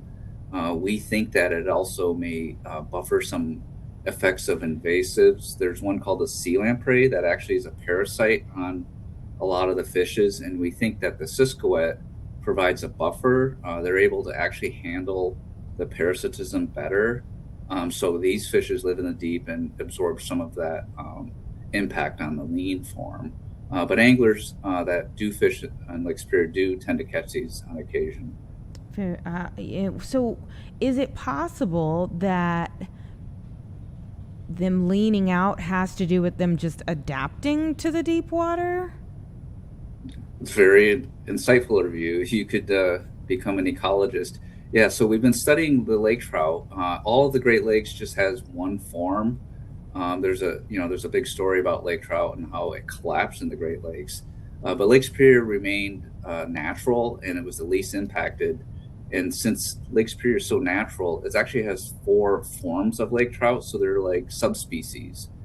Scientists call them ecomorphs because they're ecologically different and they're also morphologically different. It means they look a bit different. And these Siskoets actually inhabit the deepest part in the Great Lakes. Our team first discovered them in 2006 at the deepest spot in the Great Lakes, Superior Maximus, which is 1,320 feet. And you're right, these things have adapted to live in the different environments. So the Siskoet tends to have high body fat to actually deal with the pressure, but also creates buoyancy for it to move up and down the water column to feed on smaller fishes. And that's an adaptation in an area where there's not much food. So they actually have to move up and down the water column. And when we've looked at their diets, we found in the same Siskoet lake trout from 1,300 feet, terrestrial insects that they collected at the surface, but we also found rocks in their stomach, which means they were feeding on the bottom. So yeah, they're very adaptive. Well, I cannot take credit for being a budding ecologist. That would be my producer. But I'm going to keep my day job, hopefully. But but he was very intrigued by that aspect and wanted to hear from you about that. Well, what happens if you all find that there's some type of disease factor here? I mean, what do you do? So as you mentioned earlier, we first, our base assumption is that it's something ecological that's occurring. It's just a starvation event in nature that occurs naturally. But in June, we are taking fish health scientists out with us to collect some of these to do a fish health profile to make sure there's no disease. And if there is a disease event, then there's a whole bunch of protocols and safeguards by fish health specialists that will be in place, and then they'll be monitoring. So one thing I want to point out is we've only seen this in the deepest part of Lake Superior in Michigan waters and only in the central part so far. So I am working with colleagues in other areas of Lake Superior to see if they also are seeing this incidence in their deep water areas. Some of my colleagues that are toxicologists are also pointing out that some toxins can cause animals to get in this condition. So I'm going to work with them to look at some of the samples we collect, and they can evaluate that for contaminants. Okay. Have you, and you mentioned, you are squarely focused on Lake Superior right now, but what are your thoughts of Lake Michigan and the condition? I mean, obviously I would think that folks in your industry have conversations from state to state. What have you heard in comparison about Lake Michigan? So, very good point. A lot of my colleagues in Lake Michigan are already dealing with similar type events. There's unfortunately, Lake Michigan and Lake Huron have had a lot of invasive species, and zebra mussels are one of the most profound ones. It basically filters the ecosystem, so there's not enough food for production. And so we are seeing some declines in native populations of whitefish in Lake Michigan. So there is a related aspect to this. But for the deep water areas right now, there doesn't seem to be any issues in the lower Great Lakes. But this does highlight our monitoring programs, and we are keeping an eye on things, even though people don't realize we're out there. What an intriguing conversation. Thank you so much for your time. Thank you for you all's work, and I look forward to finding out some updates along the way. Yes, we'll be reporting on what we find with our fish health investigations. Thanks for having me. How long do you think you all will be at this? Well, in June, we'll be out with the fish health profile, and then over the next several years, it does take quite a bit of work to get out to the deep water areas to do this type of work. But I think in the next few years, we're going to learn a bit more. I'll have more experts to work with me to kind of figure out what the issue is, and there'll probably be more sampling out there. So yeah, stay tuned for more reports and updates. Okay, we'll look forward to them. Thank you so much for your time. We appreciate it. Yep, thanks for having me. All right, take care. Okay, thanks. Bye-bye. All right, everyone, and we are now in the last hour here of Chicago Live. It is 3 o'clock. Give us 2 minutes. We'll be back. I'll let you know what we've lined up for this hour.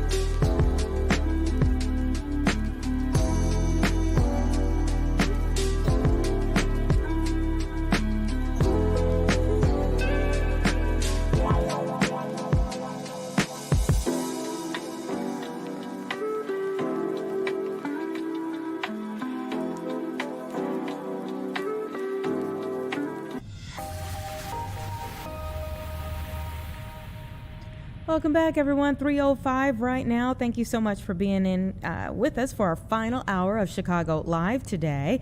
Let's talk a little bit about what we have for this hour before we turn you over to the 4 o'clock news. Our final conversation of the day might be kind of looking over one of the most consequential here for Indiana especially. There is a summit that's happening this week, I believe starting tomorrow, in Gary, and it is Cities United in partnership with local leaders and organizations that are hosting this community violence intervention and prevention event in Gary this week. So Cities United is an organization that's doing this 20-city nationwide tour. It's called Leading the Way, and this is the second to last stop that they're making in Gary. They have a full lineup of things that they expect to do and to accomplish while they're there, and we're going to be speaking with the executive director of Cities United to talk about their mission. Why Gary? Why bring their mission? Why bring their organization to Gary specifically? And the change. We were just speaking with, someone from the Obama Foundation who talked about change makers, right? The change that they hope to see from bringing all of these cities together to talk about ways forward, ways that we can all be a part of the solution, the impact, the change when it comes to reducing community violence. And so those conversations are vital and hopefully always life-saving, life-changing. And we're going to talk to them a little bit later on around 3:45 about that. We also anticipate having someone new come upstairs. You're going to meet someone who will be with us for a few months around here, if you get my drift, in the meteorology department, if you get my drift. So we hope that around 3:30 we'll be able to introduce you to a new face around here at Fox Chicago, and we're really looking forward, happy to have a new person on board for a while, and looking forward to having him up here for Chicago Live today around 3:30. Our own T. Lee will be up here around 3:15, so just 7 more minutes if you just can't wait. We anticipate having T. Lee come up to talk about the headlines of the day as well. There are so many things that have been happening, and we always love to get kind of a preview from him as to what we can expect as we get ready for the 4 o'clock news. Down there, they are feverishly working about, and so we always appreciate when anyone, but it's been T. Lee for a few days, can stop for a moment, give us an update on how things are going downstairs, and prepare us for what is to come in the 4 o'clock news. Now, I don't know that anyone has really truly felt prepared for the wild market swings that we have seen or experienced over the last several weeks. For sure, whenever there is a geopolitical event, you typically see some seesawing going on. Tomorrow is a really important day from the standpoint of the war in Iran. Will a deadline be extended? Will we see some type of extension? Will we see to the ceasefire? Will we see any type of negotiation continue and really be productive? We know that Vice President J.D. Vance and a delegation, he is leading a delegation back to Pakistan. Any of the experts that we've talked to have said that both sides have a reason to come back to the table and negotiate. Will they find some common ground to be able to move the ball forward? Not sure right now, but in the midst of the uncertainty, and that word is always key. In the midst of the uncertainty, we have seen quite a bit of swings on the on Wall Street. So let's go ahead and take a look at the big board for today. Pretty big swing in the middle of the day, right around 11 o'clock, from positive territory straight into the negative territory there. And the Dow Jones closing today down almost 300 points here. The big headline stocks closing lower as Iran ceasefire deadline looms amid the threat of canceled talks. So let's go over some of what we're seeing here with these investors growing concerned as to whether a peace deal can be struck between the U.S. and Iran, and especially with a Wednesday deadline for that to happen. So will it even, the ceasefire expire, or will it get extended? Would there be an escalation if there is no agreement that's reached? Will there be an escalation, or will there be a promise of more talks and peace? We shall see, but the S&P 500 fell 0.6%. The NASDAQ composite fell as well. The Dow Jones Industrial Average, as you're seeing here again, shed about 293, almost 300 points today. Just a lot of investors that are very nervous as Vice President J.D. Vance gets ready to lead this delegation. And it is worth noting that the Iranians said they weren't even going to have talks if Vice President J.D. Vance wasn't a part of them. So, that's maybe a positive sign. I don't know. There was some conversation over the weekend as to whether he would go or not, the security concerns that are connected to that. But he is going.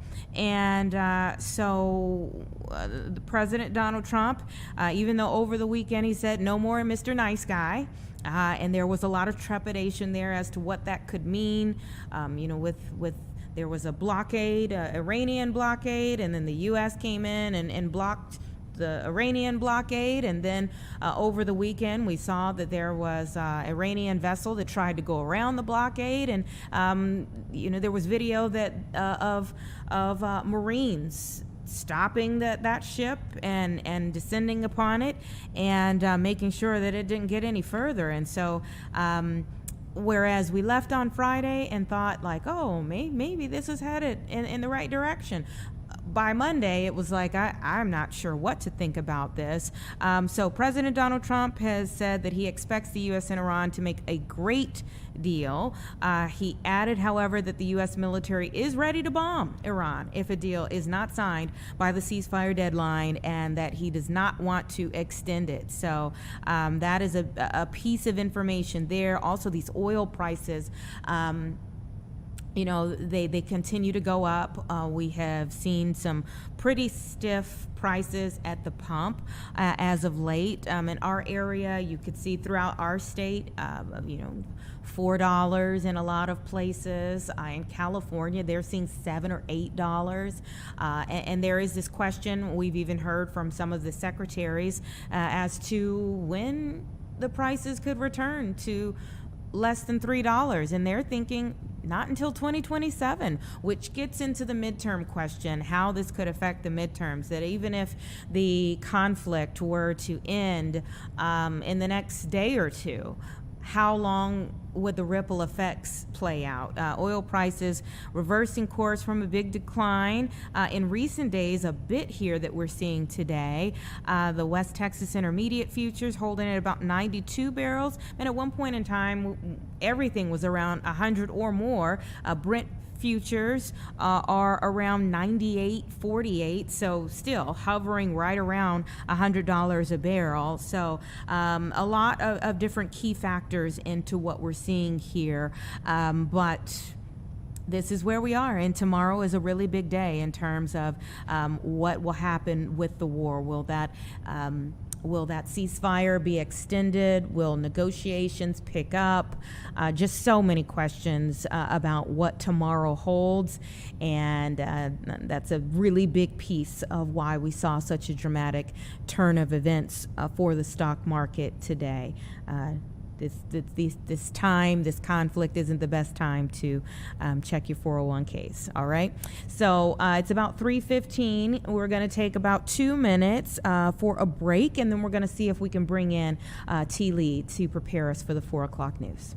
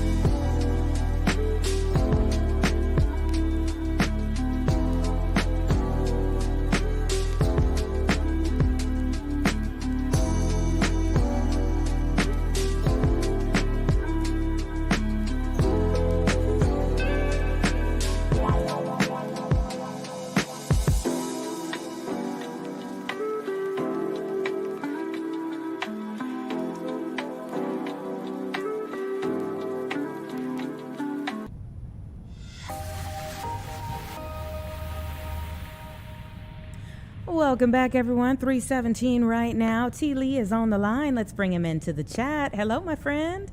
Hey, girl. Hey. Hey. I always feel like a telemarketer with this thing on. Listen, it's just one of those days. Shout out to Monica. They got away from me. But here I am, boo. In the words of my deacon father, I woke up this morning. In your right mind. Stop it to you. Okay, so let me look. I'm looking down the rundown now. We got a big update on that explosion at that chemical plant in Ottawa. The place is called Koji Chemicals. They make magnesium and titanium powder for ammo, defense gear, and fireworks. So that fire was pretty tricky for firefighters out there. And then we're learning now that 2 workers got hurt bad enough to go to the hospital. So we're going to get an update on their conditions and just how severe their injuries were. Right now, investigators think it was a broken machine. That could be the reason, but they're still looking into the cause there. But that is just west of us in LaSalle County. Not good with maps and locations, but yeah, we'll have all that information for you at 4 o'clock. Let me see what else is here. I'm sure Cassie was up there talking to you about the Bulls coach and all that, sir. So you know that's going on. Was Paris up there chit-chatting with you? No, Paris hasn't come up today. Child, he got another update on the Bears Stadium saga. Is it going to be here in Illinois or Indiana? I don't know. Listen, he talked to me about it at noon today, and it's to the point where I'm just like, it's we want a decision. Overload. Yeah, we want a decision. Like, get to it. So I think there's some movement in Springfield today with Cam Buckner, who is the sponsor of the mega projects bill. I believe he was going to be adding some kind of amendment into it. You know, I don't have a lot of information when I'm doing the hand motions. But Paris has all that stuff for us. He's going to give us a play-by-play coming up at 4. Also, you remember Officer Luis Huesca? Yes. He was anniversary. killed 2 years ago. Yeah, 2 years to the day outside his home in Gage Park. Man's been charged in his murder, but today they honored him at the Gold Star Memorial Park. So we'll have a look inside that ceremony for you as well, coming up at 4 o'clock. Yeah, such a sad loss at such a young age. And that was around a time we lost a couple of officers back to back. So it was a lot for, I think, the whole department. Yeah. So, of course, we're watching the skies, too, because it keeps getting darker. I don't know where you are. You can see, isn't it? Yeah, I just looked up. I was like, hold on now. I just felt like it was bright, but I think that's my lights that are blasting me. But, yeah, so our newest meteorologist, J.D. Rudd, he will be joining us at 4 o'clock, and I'll get to introduce you to him. He and I actually, funny story, used to work together in Cleveland. He reminded me yesterday, it's been 10 years since I've seen him. So one of us is a little more gray. I won't say who that is. But he's one of the best in the biz. So he's going to be updating us about all the storms that are going on. And Brett Buchansky is out in Port Barrington. They're one of the many communities here in our area that deal with flooding constantly whenever we have bad storms. So hopefully this incoming storm won't add too much to what they're already dealing with. But we'll be checking in with Brett. New producers was saying that water is in some homes there. Yes, I don't want to put her on the spot, but Annie's right over my shoulder.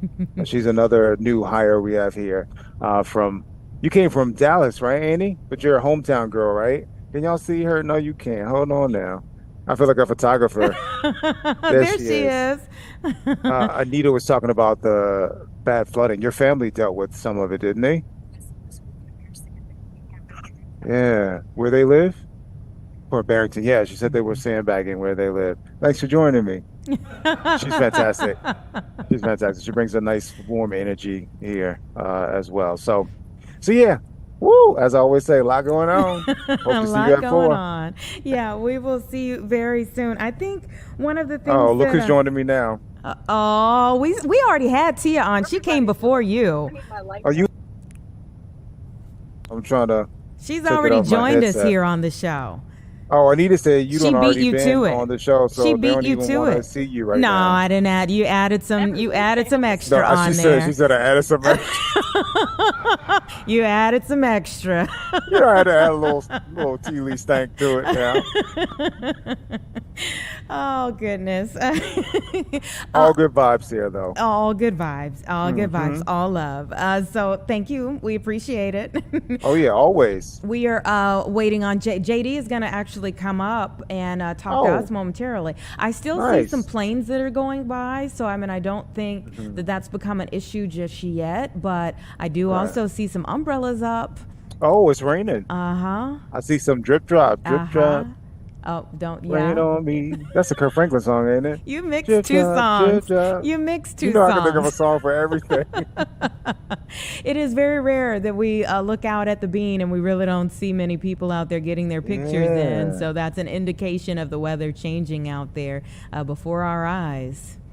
I love me a good rainstorm. All right, girl. Talk to you later. We'll see you on the 4 o'clock news. Okay, be blessed now. Amen. You just never know. Life of the party. 3:23, everyone. And I do believe that JD, who we've mentioned multiple times, is on his way up here. He's going to be joining us right around 3:30 to tell us about a little bit more. I mean, obviously, Terrence and I can give you the bird's eye view of the conditions changing before our eyes outside and the rain starting to move in.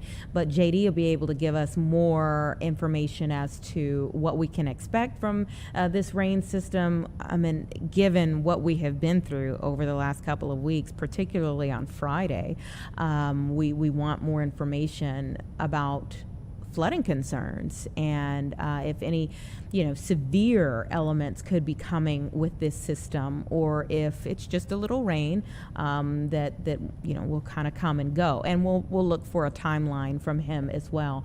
Oh, I see a lady running outside. I know, girl. And when you get caught in it, it's like, oh. But we're trying to prepare you for it now. So give us a couple minutes. We'll be back. We'll give you more information. Hopefully we'll have JD up here very soon to give you the inside scoop on the weather forecast, and we'll proceed from there.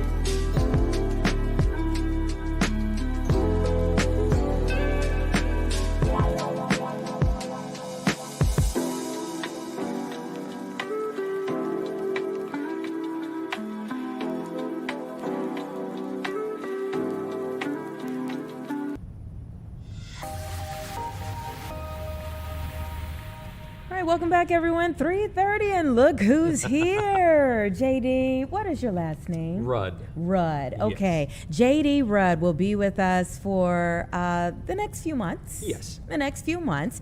And tell us a little bit about yourself. Well, I can start basic. I'm a weather geek, so it fits in great. I've worked in the Midwest my whole career, born and raised in Kansas. My wife is from this area. We've got 2 young kids. We're happy to be in this part of the country, dealing with all the great weather that comes our way day in and day out. Great weather. It's a relative term. I think, it really depends on who you ask, for sure, about that. When did you all get back in town? We have been in this area since 2018, living in southeast Wisconsin. So we come down this way all the time to visit and do things, see family, all that kind of stuff. So we're always bebopping between Chicago and Milwaukee all the time. Got you. I was kind of asking because I was wondering if you were here for all the great weather on Friday. You know, all that kind of stuff. I was up in Milwaukee covering all that. We had our litany of storms up there with flooding and tornadoes, which I know was kind of sinking this way as well. So it's been a very active 7-10 days for a large part of the area. It really has. Now, I know you've already worked on the same system that we use, so that should help with the transition. Should be simple and easy. You know, it's just dealing with the people. It's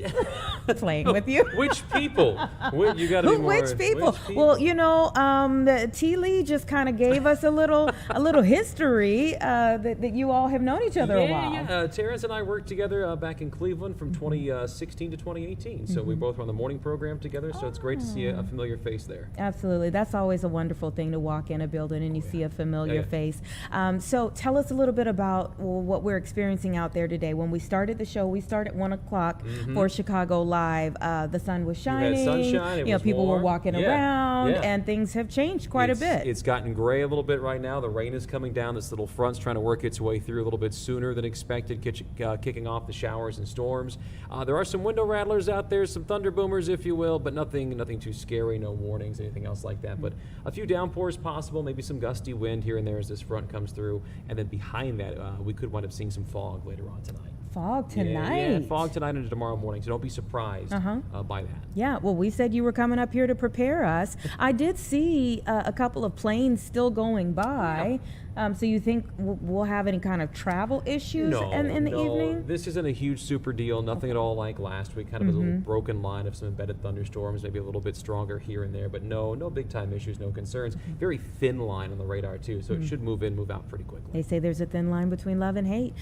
So tell us how this affects those folks along the Fox River, Sure. Des Plaines River, that are just hearing more rain. It's the simple aspect of we don't need any more water. We've had plenty of it. We don't have any room to put some of this water in some cases. There are the river and stream flood warnings that are out there already. So it's not good news than the fact that we're getting more rain, but the silver lining, if you will, is it's not big time pockets of heavy rain. It's in, it's out, it's gone. It's not multiple days. It's not going to sit over the same spot for hours upon hours. So it's good in that sense. That's going to be in, out pretty quickly. But when you are already to the brim with water, you don't need any more. When your basement's flooded or something like that, you don't need any more rain. So this is kind of aggravation in that regard. Yeah, I feel for those folks for sure. Let's take folks through what we can expect in terms of timeline. And you said what's coming on the other side of this. So let's walk through that. Yeah, sure. So today you got the showers and storms. That's okay, fine, great. Temperatures ahead of this front have spiked up mid-70s, upper 70s in some cases. Behind this front, once the rain moves out of here, the wind will diminish. So a lighter wind flipping direction to the northeast off the lake. We know what that means for us this time of year, fog. And that's why we'll have that fog later on tonight into tomorrow morning.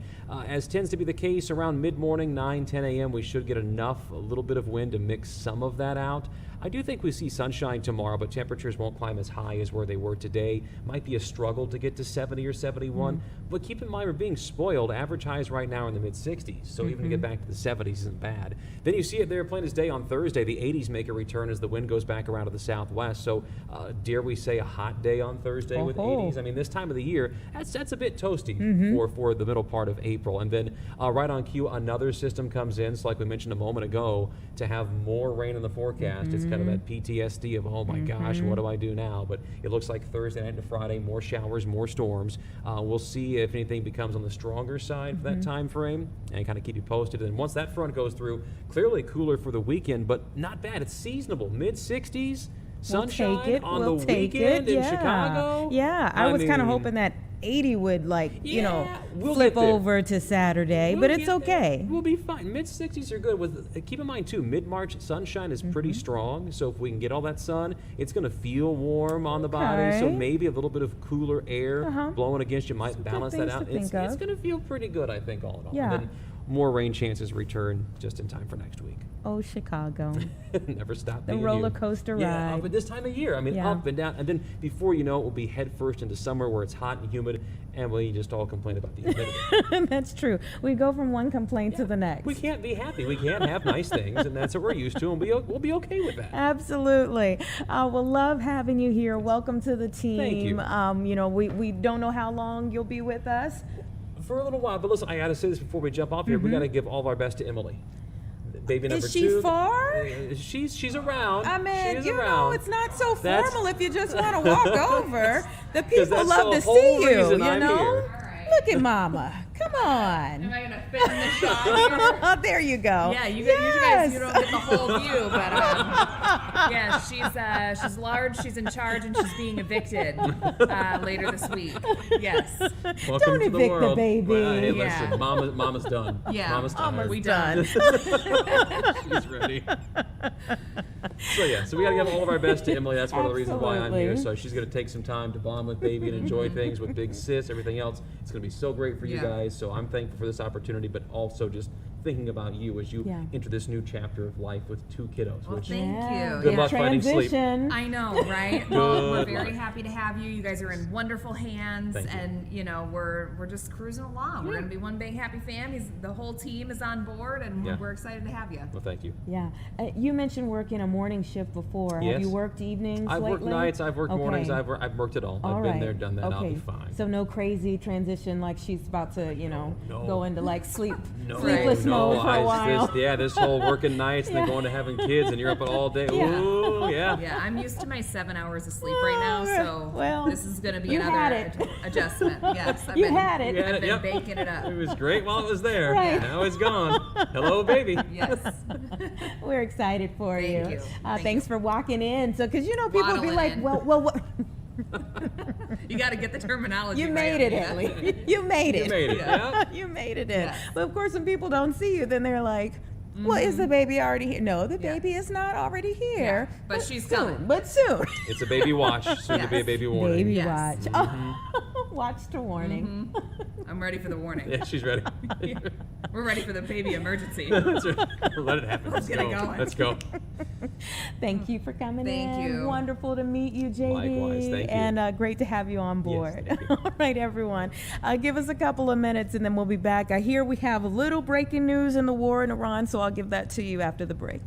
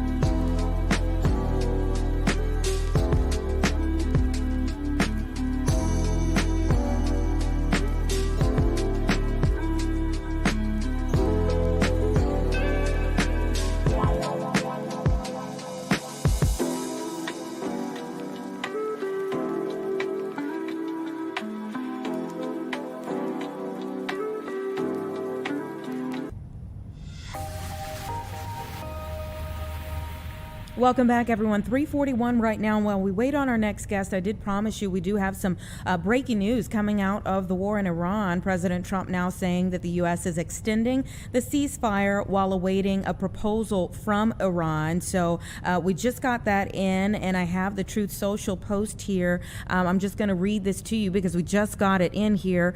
President Trump posted moments ago that based on the fact that the government of Iran is seriously fractured, not unexpectedly so, and upon the request of Field Marshal Asim Munir and Prime Minister Shehbaz Sharif of Pakistan, we have been asked to hold our attack on the country of Iran until such time as their leaders and representatives can come up with a unified proposal. I have therefore directed our military to continue the blockade and in all other respects remain ready and able, and will therefore extend the ceasefire until such time as their proposal is submitted and discussions are concluded. concluded one way or the other. Again, that is the Truth Social post from President Trump now saying that the U.S. is extending the ceasefire while awaiting a proposal from Iran. Just moments ago, he posted that, saying that they are looking for Pakistan, their request here, while awaiting a unified proposal. This would also include Tehran, even as the U.S. is maintaining that military blockade that has become an issue over the last several days here. But it is also this announcement coming at a time when the move coming as the White House is putting on hold. I'm just seeing this too.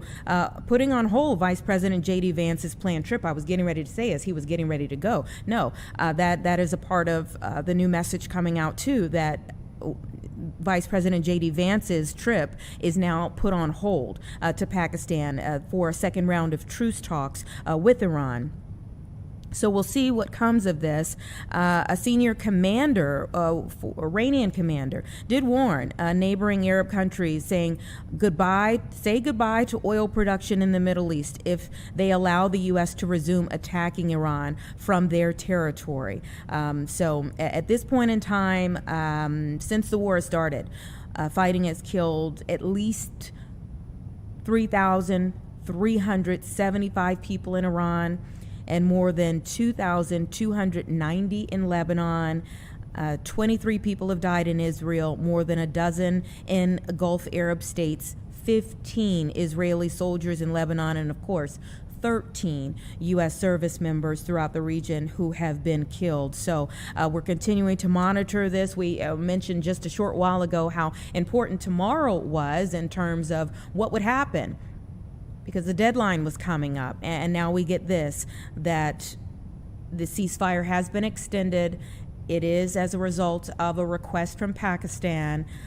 Vice President J.D. Vance's trip is now put on hold, and we'll see what happens from here. But a really big moment as we try to figure out what will happen next. The Iranian mission to the UN, in fact, Iran calling for the United Nations to condemn the U.S. seizures of its ships with that blockade going on right now, with the U.S. military blocking the Strait of Hormuz. Of course, it was Iran that began blocking the Strait of Hormuz, and then the U.S. moved in and kind of blocked their blockade and took hold of one of their ships over the weekend. So whereas before, one of the big issues in the two big issues in moving things forward, one was the fact that Israel was still bombing, attacking Lebanon. Okay, then there was a ceasefire there, so that they could move forward, the U.S. could move forward with discussions with Iran. Because initially, when there was a ceasefire, in the beginning stages of our ceasefire with Iran, they said, wait a minute. You can't continue to bomb Lebanon, and we're in a ceasefire. And the U.S. President Trump said that has nothing to do with our ceasefire. But he did influence a ceasefire between Israel and Lebanon. But the ceasefire between the U.S. and Iran, the deadline was coming up tomorrow, and now it has been extended, but not quite sure how these conversations will continue. And quite honestly, as we take this live look to the White House, maybe this is, we've been waiting on an event to happen at the White House, and it's kind of been held up. And this may be the reason why, because there was such a big moment here with these this announcement here of the U.S. extending the ceasefire with Iran at Pakistan's request.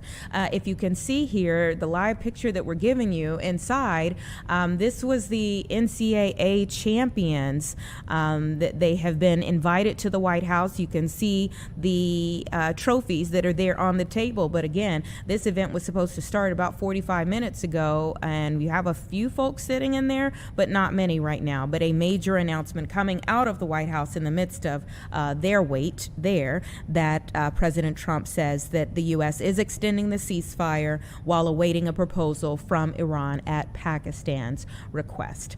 3:47, and getting into our final conversation of the day here on Chicago Live. And this is one I think we all could take something from. This is the Executive Director of Cities United, Anthony Smith, as they prepare for a community violence prevention event in Gary coming up tomorrow. Thank you so much for your time. Hey, thank you for having me. Good to be with you. Absolutely, absolutely. I really admire all groups, organizations that are trying to figure out ways to be effective in local communities, effective solutions to the violence that we see, all of us see in our cities. Tell me why you all chose Gary to host this event. Yeah, so we've had a long-term relationship with Gary, Indiana. This is a way for us to reconnect. So we're coming back to reconnect, to relearn some of the work that's happening, but also to uplift the people and the men and the women who do the community violence work that you talked about, and really making sure that we're creating more space for them to be seen and recognized. When you also look at Gary's trajectory over the last 10 years, you can see the reductions are sustaining. I think last year there was 29 homicides compared to during the COVID when the peak was at about 60 or 70. So you can see that lives are being saved.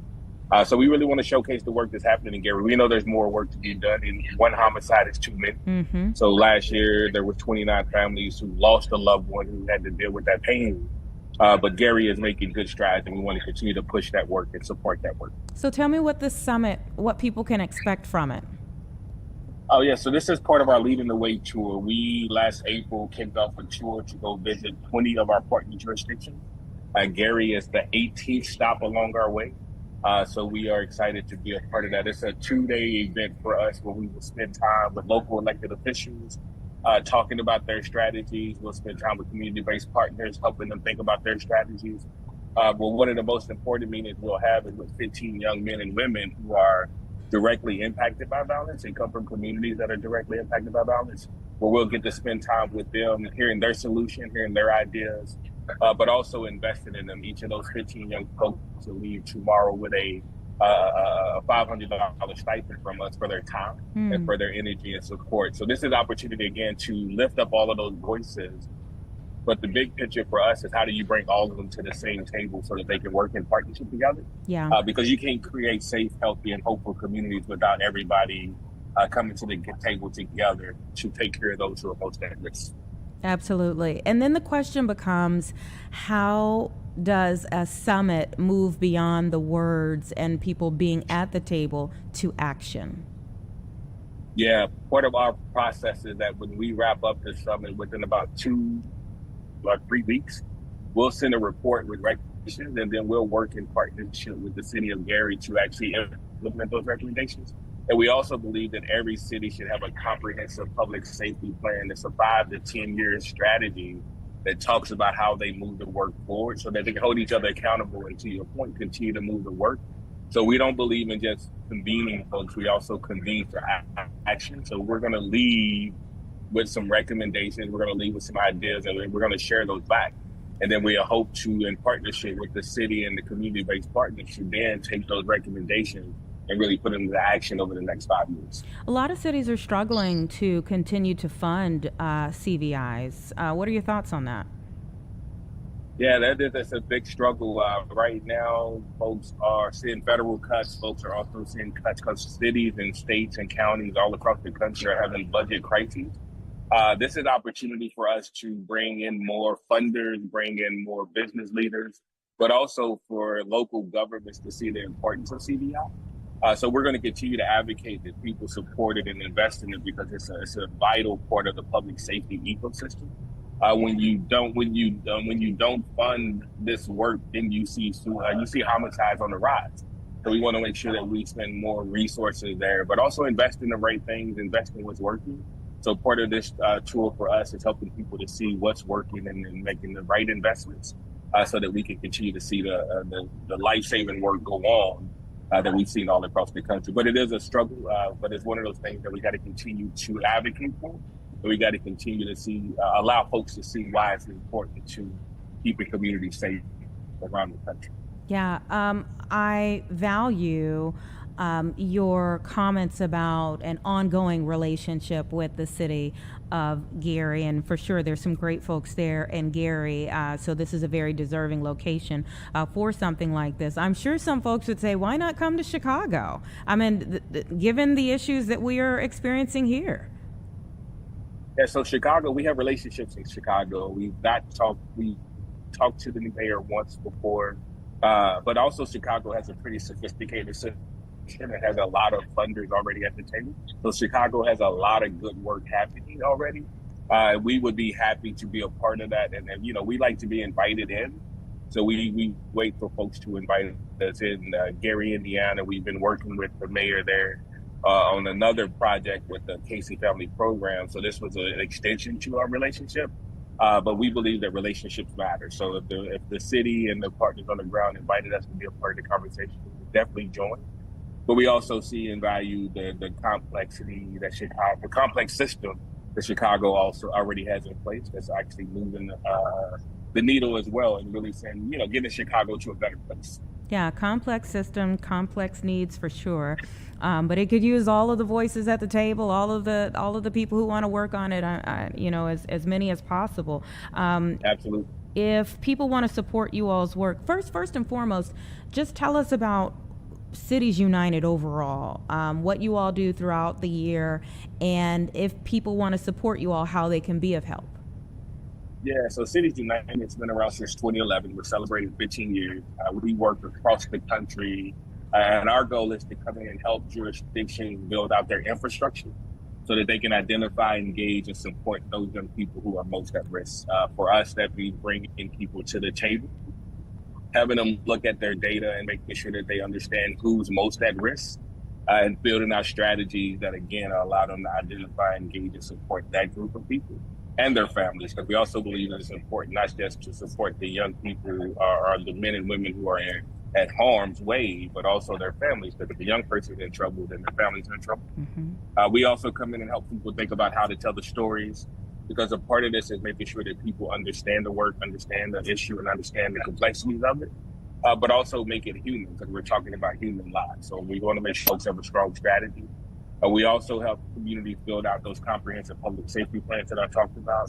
One of our biggest strategies is also making sure that communities have young people at the table, young people 18 to 24 who live in those communities that are directly impacted by community violence. Need to be a part of the solution, so we come in and help them do that. We also convene. We do peer-to-peer exchanges, helping jurisdictions learn from each other. We'll be hosting an event in June where we'll bring together 20 jurisdictions in Greensboro to help them learn from each other. And we hold a national convening every year that we'll do in Memphis this year, where we were looking to bring 2,000 people from across the country to talk about this issue. We also put out reports and information, because again, it's around how do we educate people around what the work is, educate them how to start the work, but then support them and build out their ecosystem. So that's our work across the country, is really coming in and helping folks look at their current system, figuring out where they have gaps, and then helping them build a stronger system to do the work that we want them to do. If people are hearing you right now, or will see you online in the hours after we post this, and they want to be a part of this summit, what do they need to do? Yeah, they would go to citiesunited.org. There's a bullet that says "Want more information." They can go there and get more information about us, but also get more information about the summit. Also, folks can just email me directly at anthony@citiesunited.org. And I can connect them and get them connected to where we're going to be while we're in Gary. Well, thank you so much for what you do. Thank you for taking the time to be on the show today. We appreciate it all. Thank you. I appreciate it. All right. Have a good night. Take care. It's 3:56, everyone. Give us 2 minutes. We'll be back to close out the show.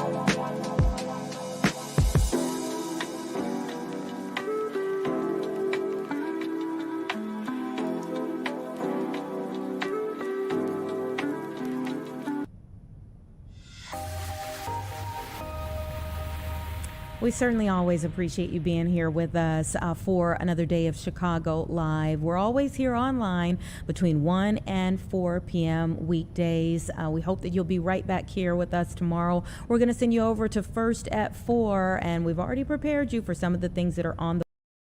Is that someone to start a bonfire next to the... Yes. Hey, this is fabulous. Oh, they found it already? They found it? Okay, we don't have time right now, but check out TMZ.com and we'll tell you whether he found the album release date or not. See you tomorrow.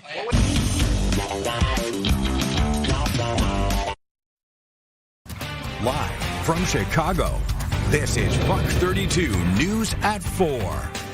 Now at 4, she lost her daughter a year ago. Now she's honestly telling lawmakers what she thinks needs to change.